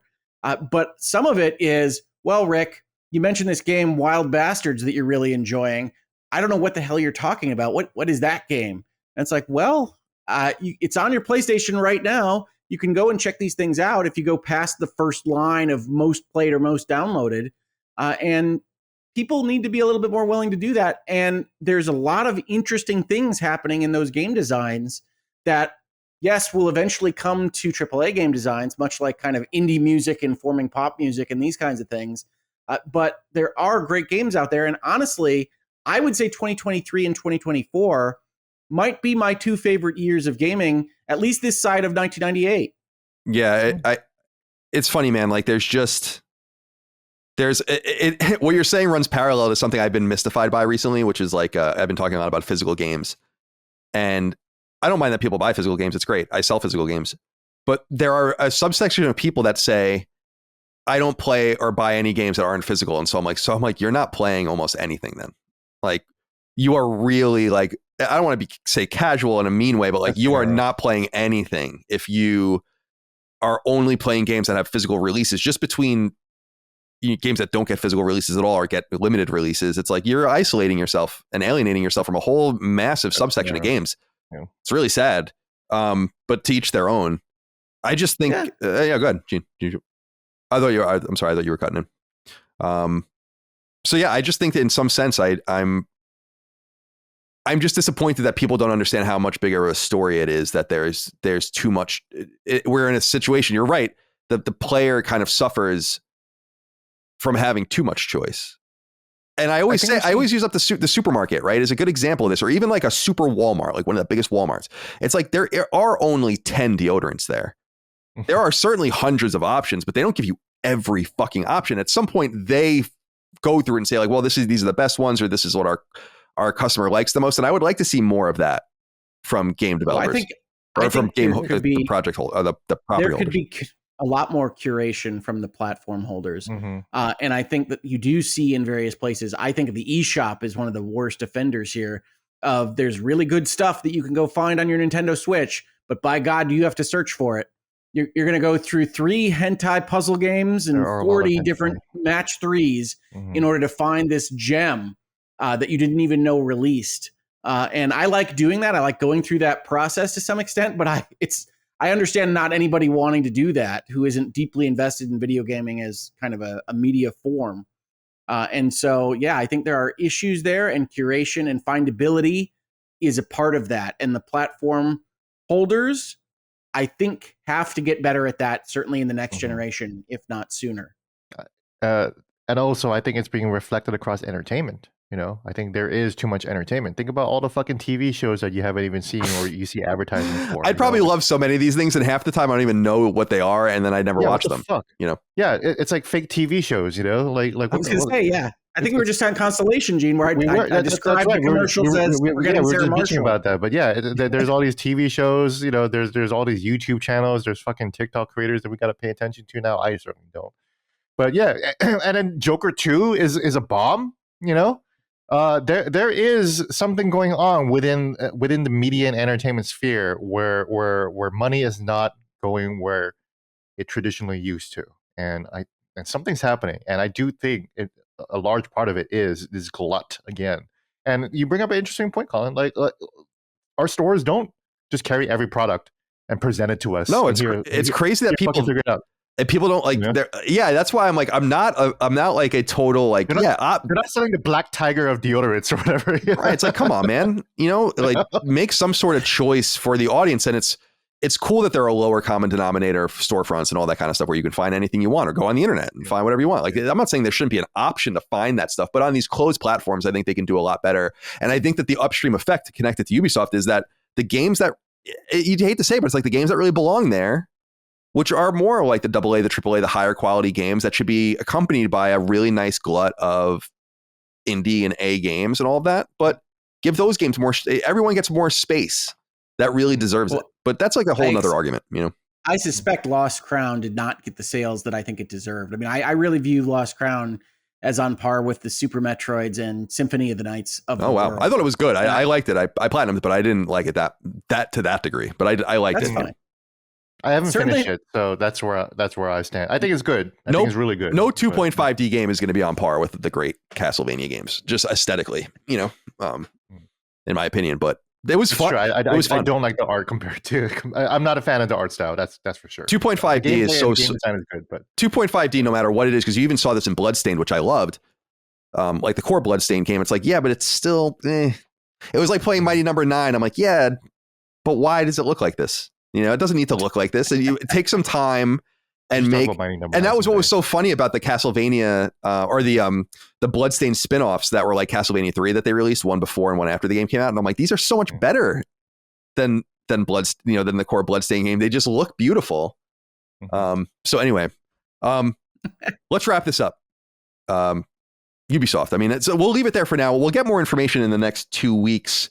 At the end of the month, I think it'll be really interesting to see both what the finances actually show, if they actually talk about, because the Star Wars Outlaws numbers come from Tom Henderson, who I totally believe, but I wonder if they'll have updated numbers and even some sort of corporate thought on what happened there. They'll hide it if they're not attractive enough. I mean, that they won't mention it specifically. Yeah, and then we'll see what happens from there. Hopefully, we'll have more clarity. We can get together, the three of us, in the near future to near to mid future. I assume the long term future is that this is going to be fixed one way or the other. So. But let's go around the horn and say goodbye to everyone. Gene, thank you for being here. Love your shirt, by the way. I mean, that was thank you. Big part of my that's the Turtles. That's part of my childhood. Yeah, Turtle Power. Yeah, the OG cartoon. Yeah, thanks for hosting this conversation. Ubisoft. I just had this thought because suddenly Ubisoft has become one of the most interesting video game companies right now to talk about, right? And that's why we're having this whole podcast.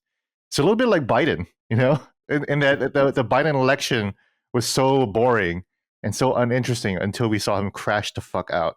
And then suddenly the election became suddenly very interesting. You have to watch and observe what's going to happen to this fucking guy. What's going it's not what he used to be, I don't want to be that invested. Yeah. That's well said. That's interesting. Yeah. The stocks are down. Is Tencent going to buy Biden?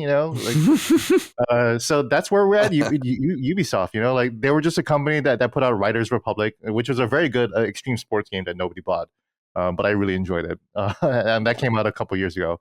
So again, they're still pumping out good games, but they weren't very interesting. And now that they're crashing out, it's like, okay, you are actually like a huge symptom of this greater problem that this entire industry is facing. Well, and it's interesting. One other thing I would add on this that I don't think I've said before as part of this conversation is that Ubisoft did kind of top load its financial situation into this fourth quarter of 2024 and said Star Wars Outlaws, Assassin's Creed Shadows, that's where the money's going to be made. They took a substantial amount of time off on the real products that investors were interested in.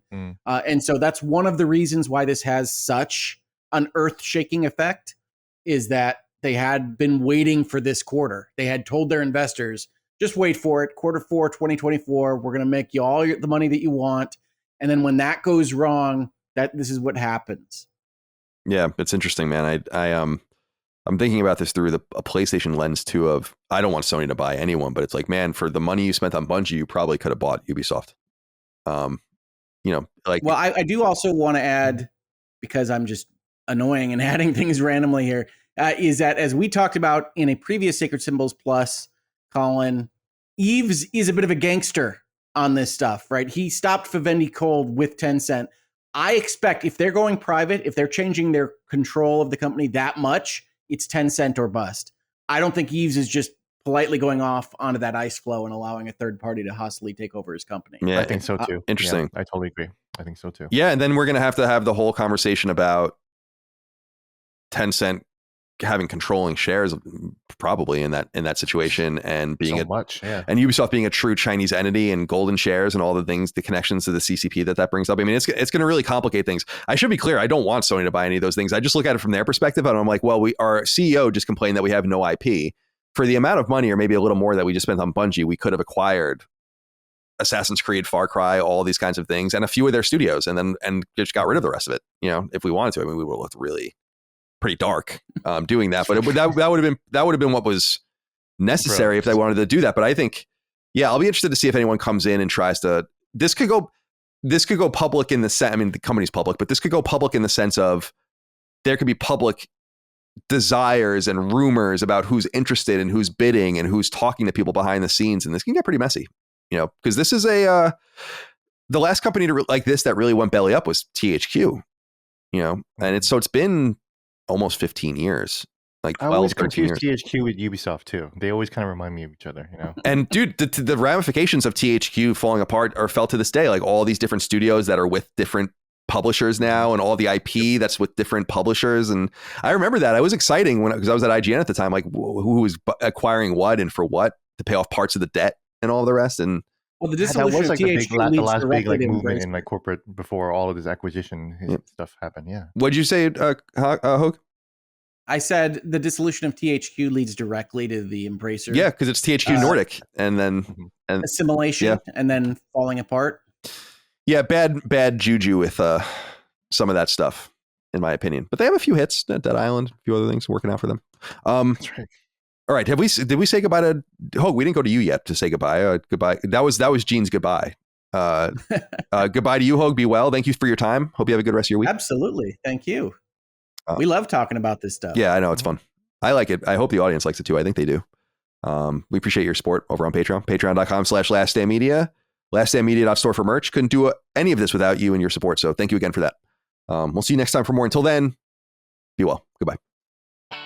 Sacred Symbols, a PlayStation podcast, is a product and trademark of Last Stand Media and Colin's Last Stand LLC, and is proudly recorded in the USA. The show was conceived by, is written by, and is directed by me, Colin Moriarty. My co-hosts are Chris Raygun Maldonado and Dustin Furman. The show is produced by executive producer Dustin Furman. It's edited by associate producer Ben Smith. All of Last Stand's theme music is by my best friend, Ramon Narvaez. As you know, all of Last Stand shows, including Sacred Symbols, are fan-funded on Patreon at patreon.com/laststandmedia. The following names are at the producer level on Patreon, our highest tier, and we're grateful for your thoughtful and kind contributions to our independent endeavor. Thank you.